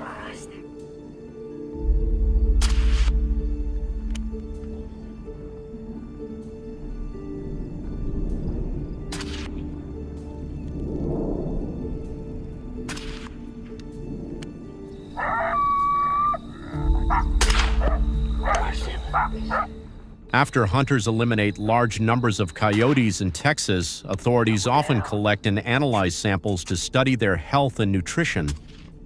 This helps identify factors affecting the species' growth, leading to more effective management strategies. Coyotes may be handled in various ways depending on research findings and the situation on the ground. Crushed him. Wherever you settle.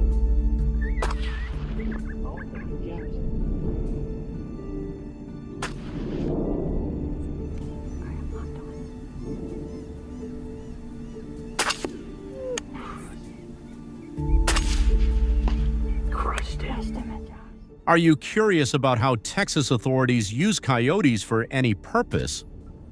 Keep watching the next part of the video to explore the details. Thank you for watching today's video. If you have any questions or want to learn more about related issues, please comment below the video. We look forward to hearing your thoughts. Don't forget to check out the next video to continue exploring and stay updated with more fascinating information. See you in the upcoming videos.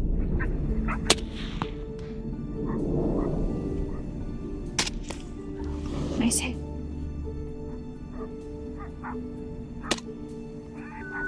Christ.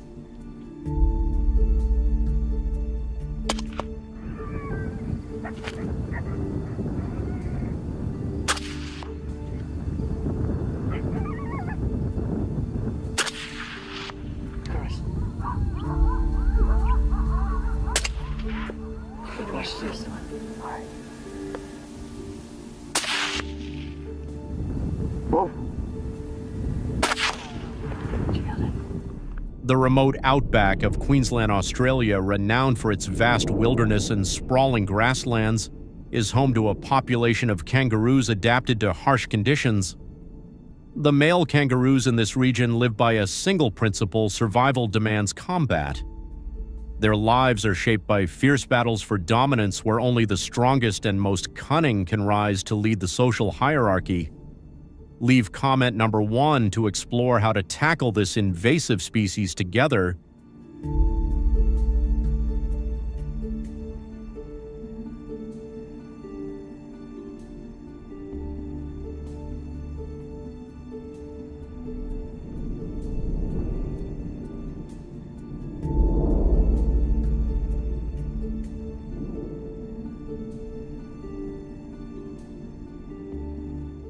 These fierce battles can last for hours, with low blows forming a key tactic to gain control. The victor earns access to mates and passes on its genes to the next generation. What makes kangaroo fights remarkable is their exceptional physical strength. Standing up to 6.5 feet tall with lean, powerful muscles, an adult male kangaroo is a formidable opponent. Its strong hind legs deliver forceful kicks, while sharp claws and sturdy forearms aid in grappling with rivals.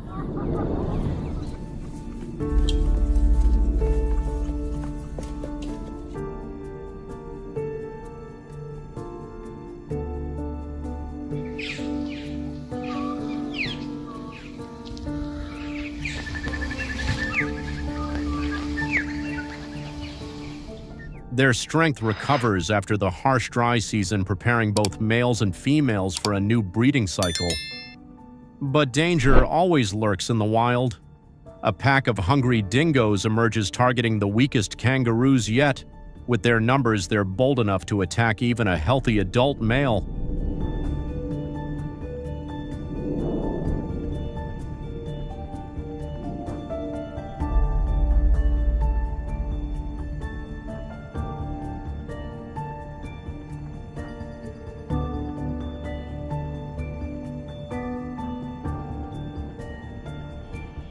To survive, kangaroos rely on speed and agility.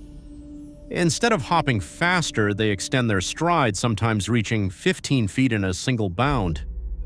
At 10 miles per hour, they move efficiently, forcing the dingo pack to expend twice the energy to keep up. However, at 25 miles per hour, they struggle to outrun these persistent predators.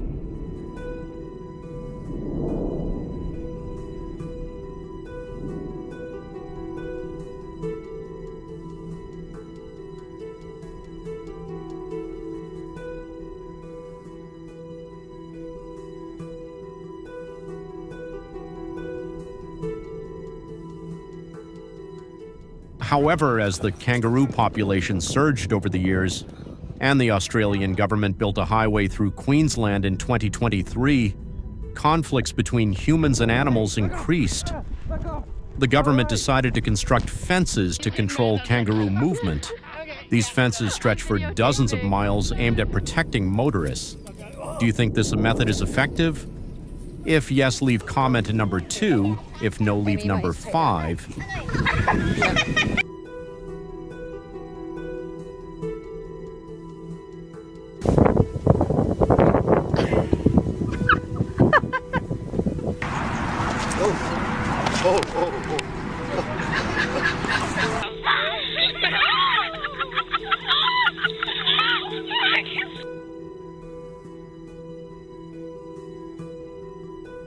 But as kangaroos gathered along the fences, a new issue arose. The fences didn't fully address all concerns, raising the question, Is hunting the only solution to restore order and ensure safety for both humans and animals? As the kangaroo population grew, the fences once seen as an ideal solution began to collapse under the 150-pound weight of these powerful animals, easily breaching the flimsy barriers.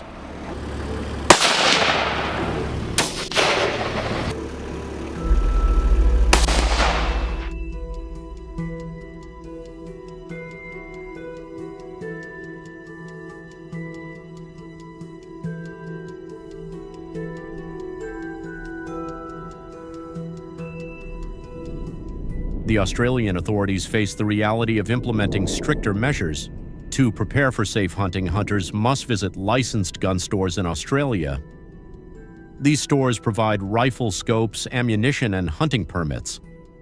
With around 350 authorized stores nationwide, obtaining a permit is a rigorous process. Each permit limits hunters to a maximum of 10 kangaroos per designated area, and they may only operate in specified regions to ensure sustainable management.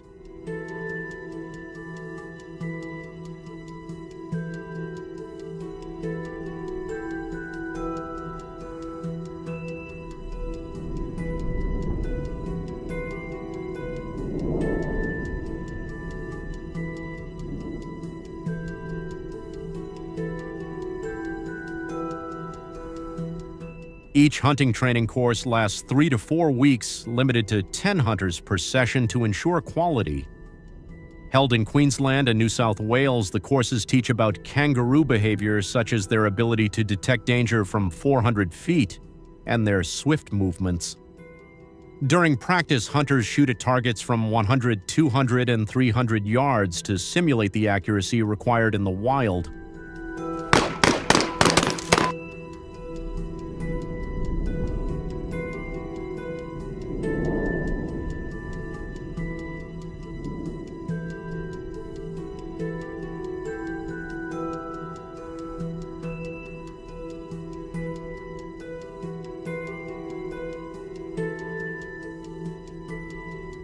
Hunting kangaroos at night in the remote outback of Queensland requires patience and precision.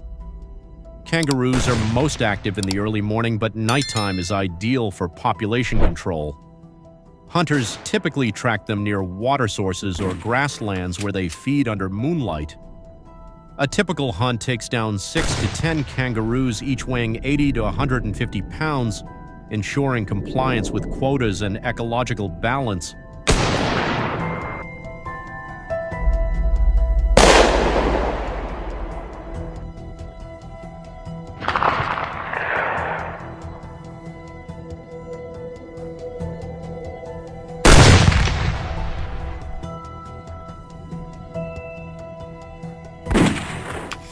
Summer is the peak hunting season when vegetation is sparse, making kangaroos easier to spot. Regulations limit hunting to 4 hours per night to minimize disturbance to other wildlife. Hunters maintain a distance of 80 to 150 yards to avoid kicks, delivering up to 600 pounds of force from the kangaroo's hind legs, which can cause serious injury. They use modern scopes and thermal imaging devices to locate kangaroos from afar, paired with flashlights, illuminating up to 200 yards to detect them in the brush. Stop.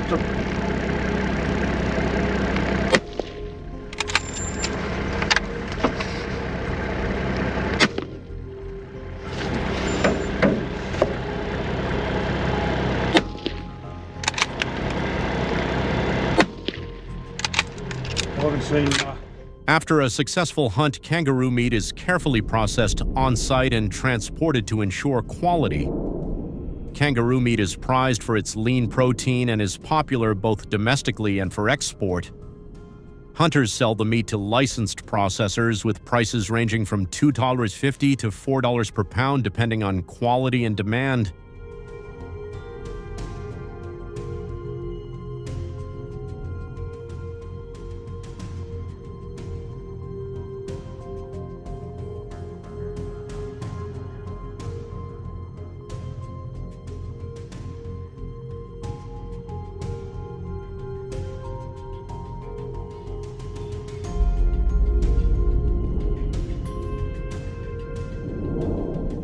Many Australians value kangaroo meat for its sustainability and unique flavor. Though tightly regulated to maintain ecological balance, hunting carries significant responsibility. Is hunting the optimal solution for Australia's environmental challenges, or should alternative methods be explored?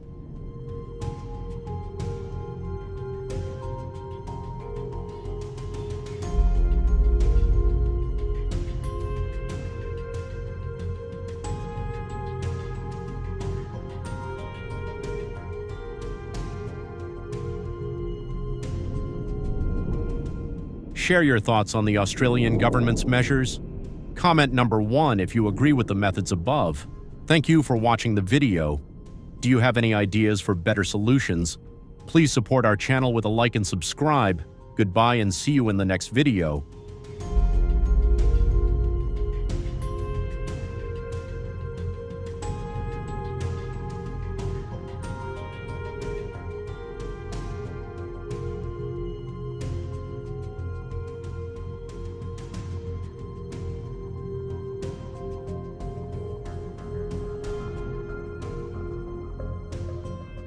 Recently, locals in the suburbs of Athens, Georgia have started noticing familiar signs of wild hogs appearing more frequently along the hillsides behind the village.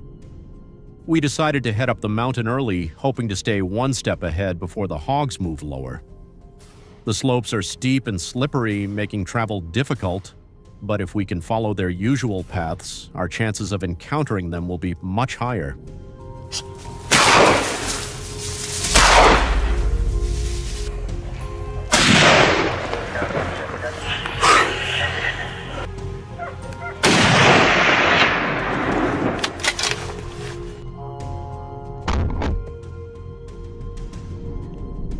We parked beside a narrow trail at the base of the Appalachian foothills, rifles slung over our shoulders, the group ready to climb the steep slope to our ambush point. No one expected things to kick off so soon. Hank gripped his rifle, cautiously approaching a small rise near the trail's edge. From the brush, a wild hog suddenly charged. Without hesitation, a sharp shot rang out.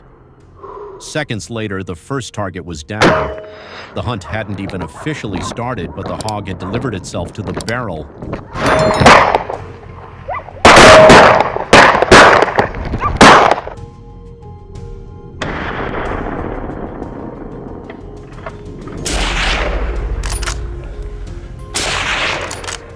It took our team about 30 minutes to reach the pre-scouted ambush point.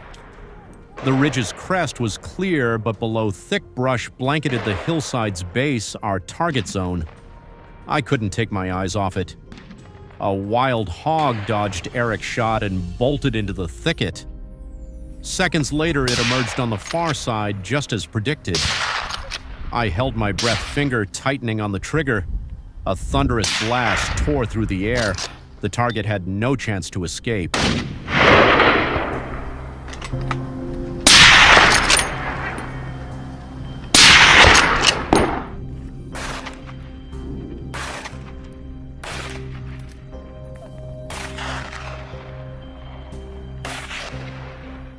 Eric swiveled his gaze and quickly spotted a group of wild hogs moving upslope. Without hesitation, he raised his rifle, waiting for the perfect moment when one hog stepped into a clearing and fired. The shot hit true, the hog tumbling down the hill while the others scattered in panic. Even so, we'd claim the trophy we came for.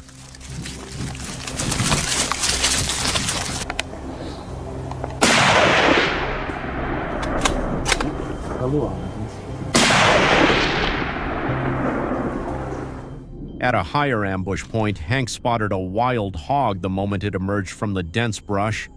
He didn't hesitate for a second. A direct shot dropped the hog instantly and it rolled into the nearby green grass. In hilly areas like the Appalachians, wild hogs often stick to paths with thick vegetation for travel and foraging. So if you read the wind and pick the right spot, your chances of a successful ambush are pretty high.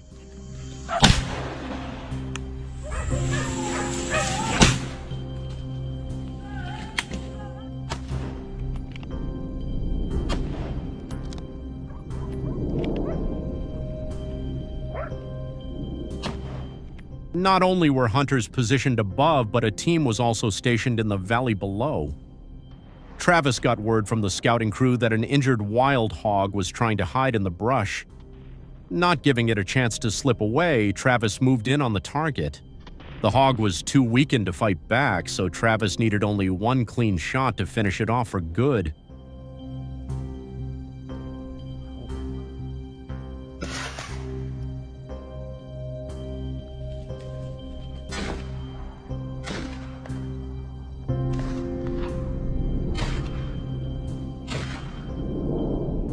During mountain hunts, we often pull back early from the ridge and shift to ambushing nearby areas. I was assigned to hold a spot at the base of the hill, a narrow trail between the low valley and the steep slope, a common path for wildlife. Sure enough, it wasn't long before rustling sounded from the nearby brush and a dark shape appeared.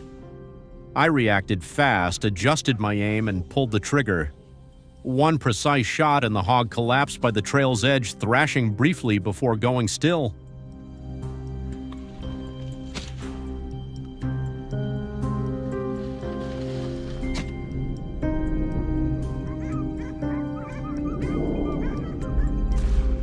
Wild hogs are getting craftier and more aggressive.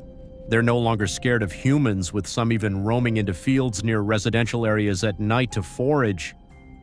Our hunts aren't about bragging rights, they're about keeping things from spiraling out of control. Today's trip to the Texas Panhandle is no different. We're headed for a new pursuit where skill, focus, and grit decide everything.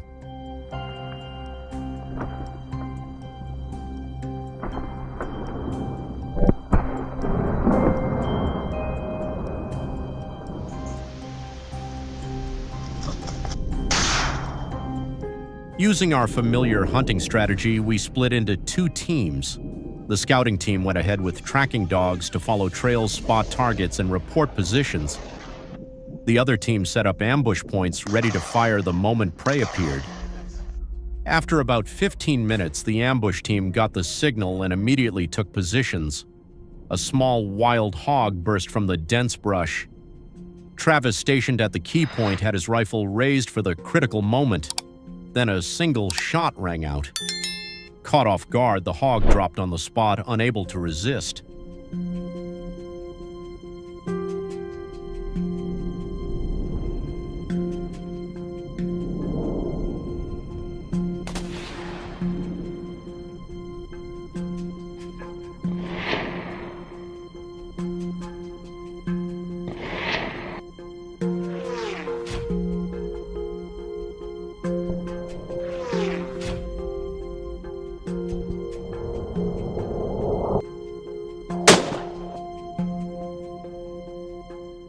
To expand the ambush zone, we spread out and took positions at different points.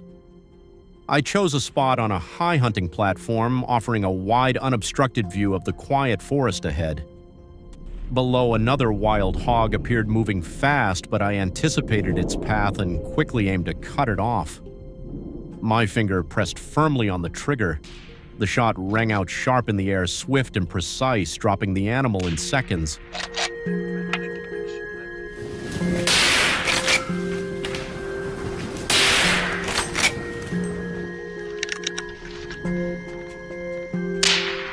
Earlier, the team had scouted the area and identified a route frequently used by wild hogs. We set up a fixed ambush point and waited patiently. Hogs don't have the sharp eyesight of deer, but they're incredibly sensitive to movement. Staying completely still was critical. Sure enough, when the hog was just 20 feet away, it suddenly sensed danger, but it was too late. Without hesitation, Travis pulled the trigger at close range. One precise shot and the hog collapsed into the dry leaves, quickly going still.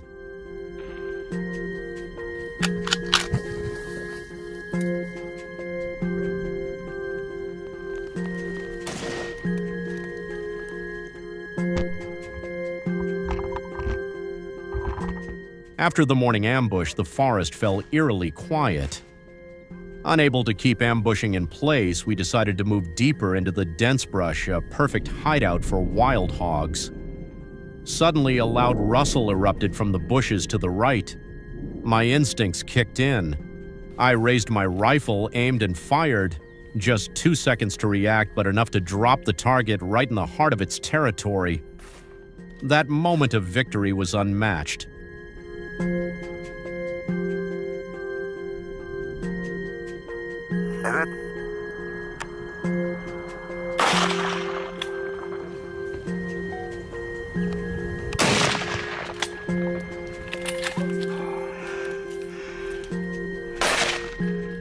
The scouting team reported the hog's position again, and our group quickly gathered at the ambush point, fanning out to block every possible escape route.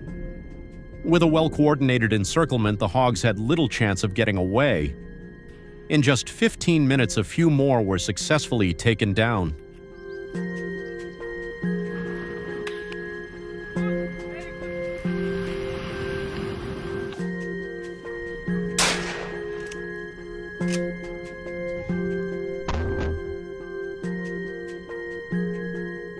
As the day waned, the pressure didn't ease, it only grew. Travis suddenly spotted a group of wild hogs weaving through dense trees. One broke from the pack, charging across a trail, unaware it had entered a kill zone. I didn't hesitate. From the trail's edge, I pulled the trigger. The shot ended its life instantly, closing out a long, intense day of hunting in the rugged Texas panhandle.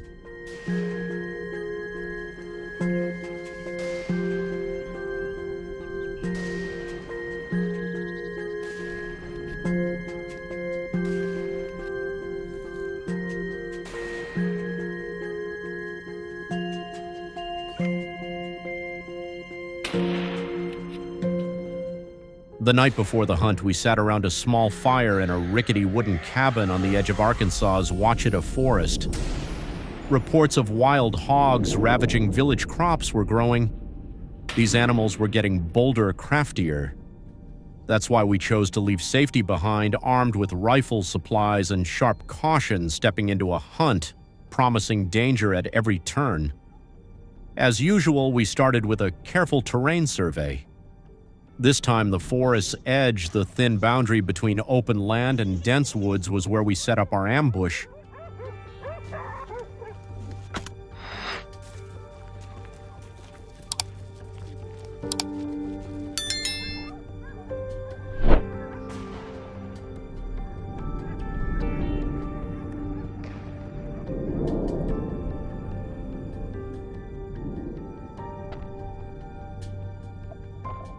I stood just outside, eyes locked on the dense wall of trees ahead. Early morning was when wild hogs still foraged, so it wasn't long before a large, dark boar appeared. It had no idea it was being watched. Step by step, it came closer, completely unaware, as if it owned the place.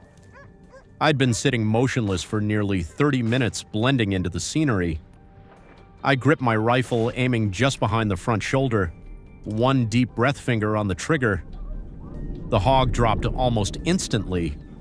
That shot was lethal. Maybe the heart, maybe the lungs, I wasn't sure, but I knew it didn't suffer long.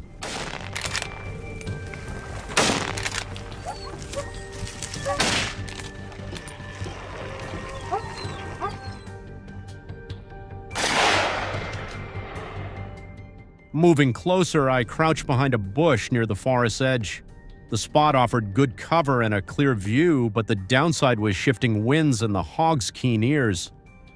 Even with a whole group right in front of me, I didn't dare make a sound. My finger rested lightly on the trigger. One went down, the rest scattered. No matter, I'd meet them again in the deep woods. Do you enjoy hunting wild hogs with a rifle? If yes, leave comment number 2. If no, leave number 5.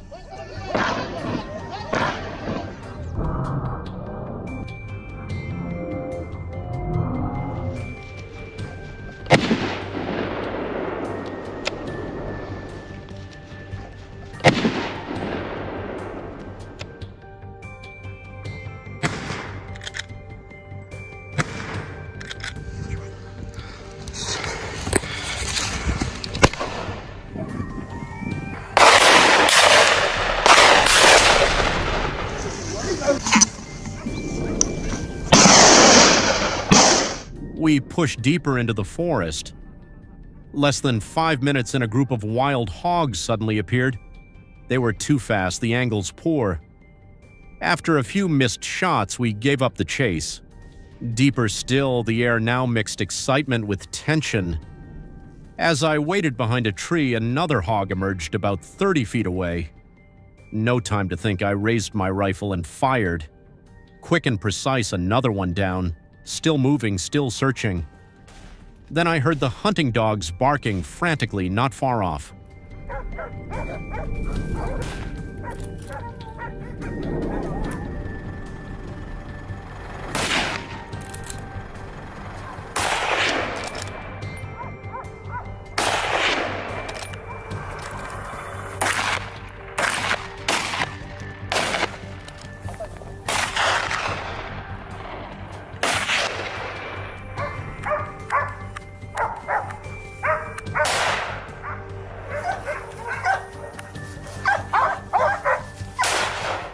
I followed the sound, arriving at a narrow trail flanked by dense brush.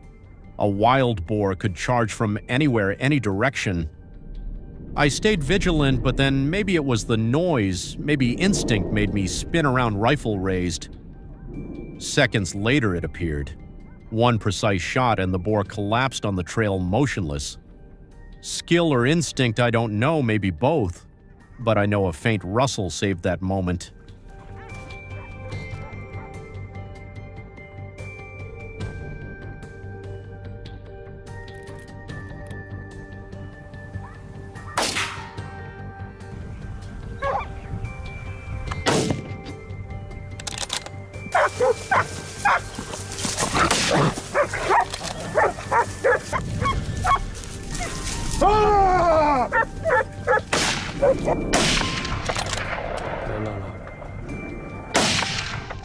Believe it or not, I ran into another pack of wild boars.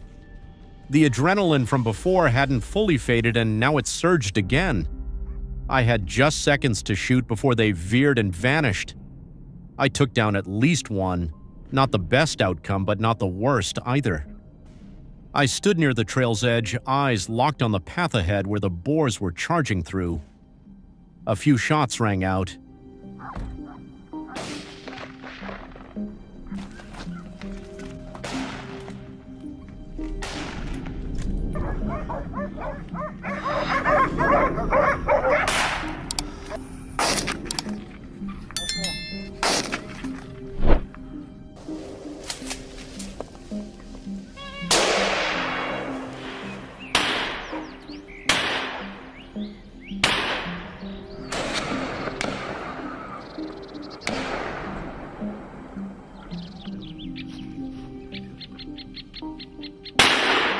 Not everyone gets the feeling of standing deep in the woods, heart-pounding hands gripping the rifle ears, straining for the faintest sound.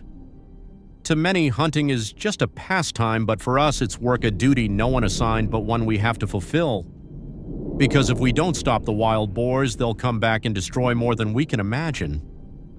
Today a new hunt begins as always, just us in the familiar Ozark forest.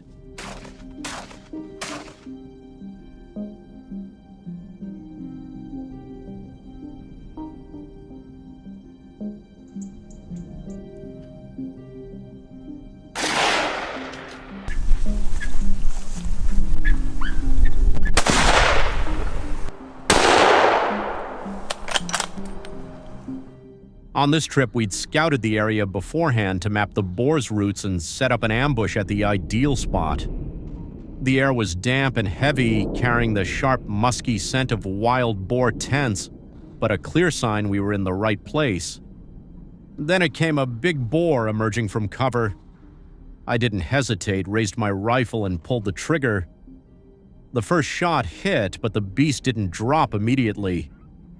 Its heavy body staggered, sliding on the ground. It dragged itself a few steps before collapsing motionless.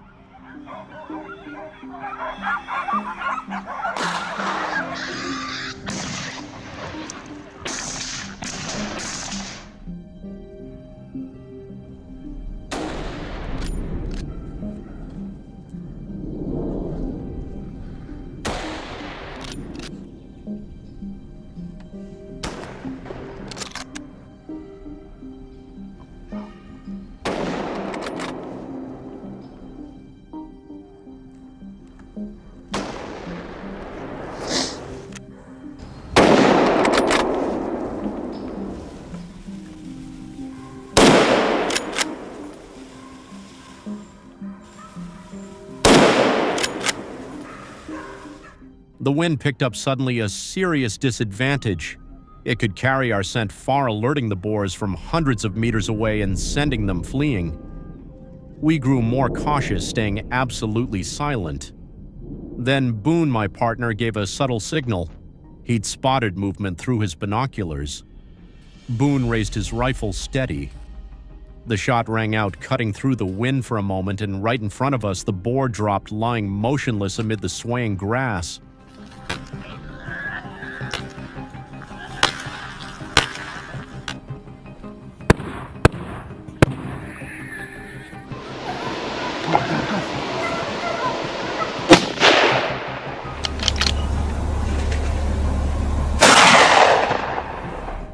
The hunt paused until early afternoon when the wind died down. The team split into small groups to better surround and approach the prey. I set up my rifle eyes fixed on a clearing below a corn feeder.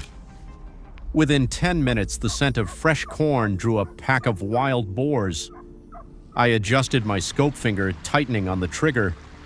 But no, the shot only spooked the herd, scattering them in every direction. Not one went down, a frustrating miss.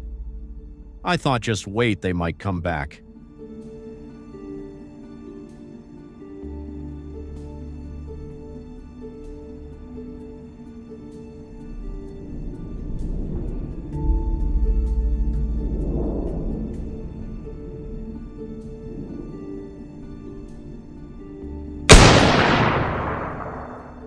Undeterred, I decided to switch ambush spots, and a chance at redemption came sooner than I expected.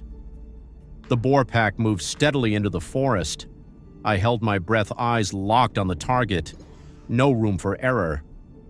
As one crossed the tree line, I pulled the trigger. It dropped, the rest scattered in panic, but I had what I needed, a trophy to make up for the earlier failure.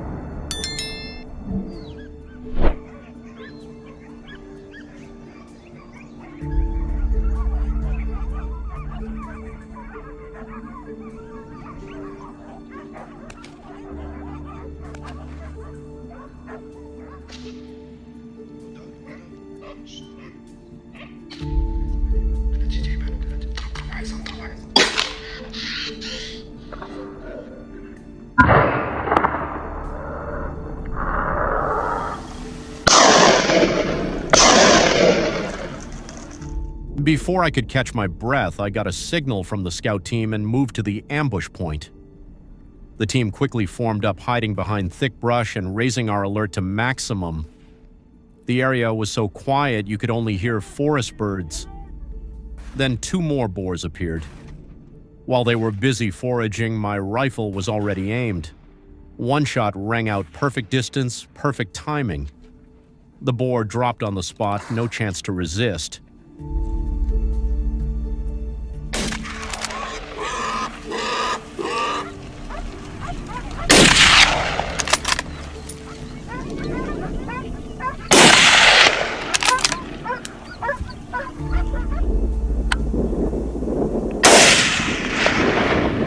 Perfect.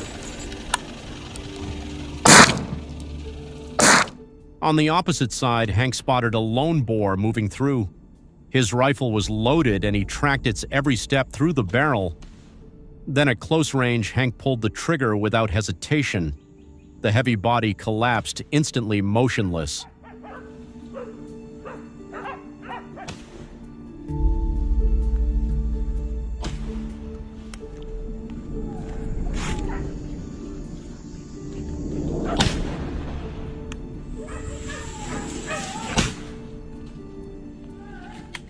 As the sun dipped behind the trees, we gathered our trophies, exhausted but satisfied. A long, challenging day marked by unforgettable moments. The Ozark forest returned to its stillness, and we, the silent hunters, were ready for the next return. On this trip, we stopped in the outskirts of Albany, Georgia. The area had been heavily damaged by wild boars. We immediately planned our approach fully equipped, aiming to clear the entire region, especially the fields bordering the forests south of Albany.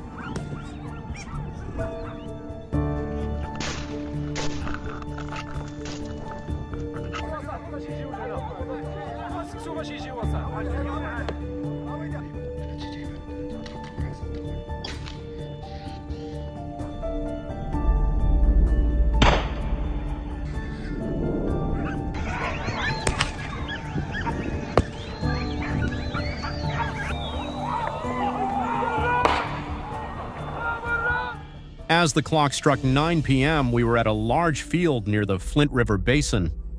Within minutes of scanning with thermal optics, we spotted the first targets rooting in the soil. We quickly moved into ambush positions, holding our breath for the chance. As the boar pack closed in, we struck. One boar went down, and that was just the start. A few nearby targets panicked and bolted, but my teammates were already positioned ahead. In a flash, the enemy was taken out. As the clock struck 9 p.m., we were at a large field near the Flint River Basin. Within minutes of scanning with thermal optics, we spotted the first targets rooting in the soil. We quickly moved into ambush positions, holding our breath for the chance. As the boar pack closed in, we struck. One boar went down, and that was just the start. A few nearby targets panicked and bolted, but my teammates were already positioned ahead. In a flash, the enemy was taken out.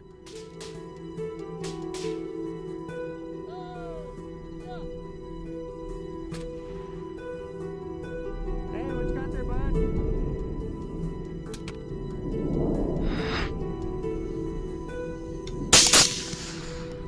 What you got, bud?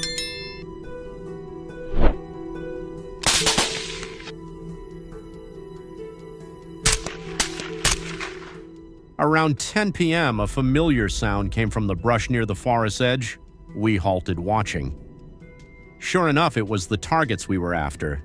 Splitting into two groups, we flanked both sides. As the lead boar stepped into the clearing, a shot tore through the night. The boar dropped instantly. The other charged into the brush, but couldn't escape the precise shots from the rest of the team.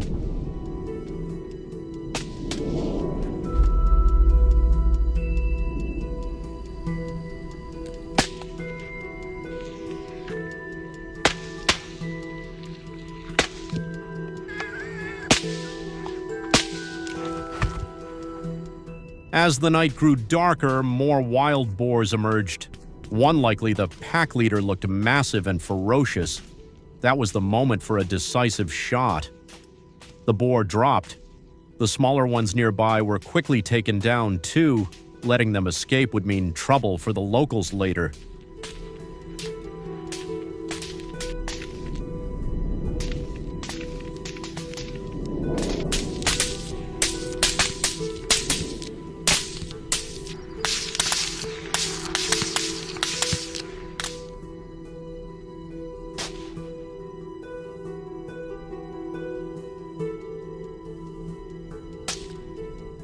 Around 1 a.m., as we lay in ambush near a grassy area, the sound of wild boars rooting in the dirt rang in our ears. From the south, about 40 meters away, I lined up my shot in a matter of seconds and dropped the massive boar with a perfect headshot.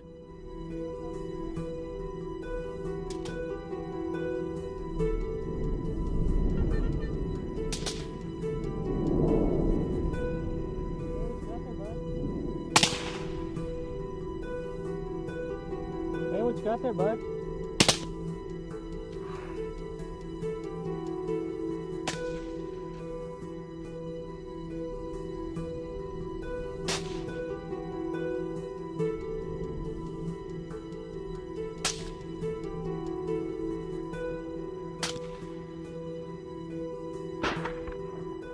The hunt pressed on. We pursued the fleeing boars. Despite their speed, I seized the chance and took down a few more targets. Hunting wild boars here seemed almost easy. They came out to feed every night. As time passed, their numbers grew. We fought relentlessly, determined to wipe out this destructive pack. Now the remaining boars panicked, scrambling to escape, but they couldn't outrun our barrage of bullets.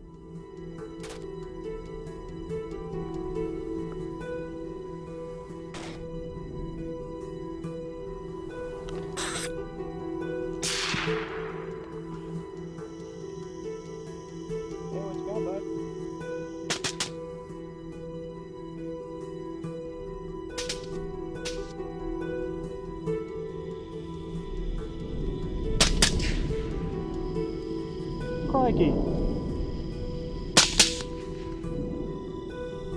Crikey. As dawn approached, the number of wild boars had dropped significantly. Gunshots still echoed steadily in the quiet night, each boar falling quickly. Without pause, we kept searching, determined to take down as many targets as possible. By around 4 a.m., exhaustion set in. With the night's impressive results, the team decided to end the hunt here. Thanks for watching this video to the end. Please support our channel with a like and subscribe. Goodbye and see you in the next video.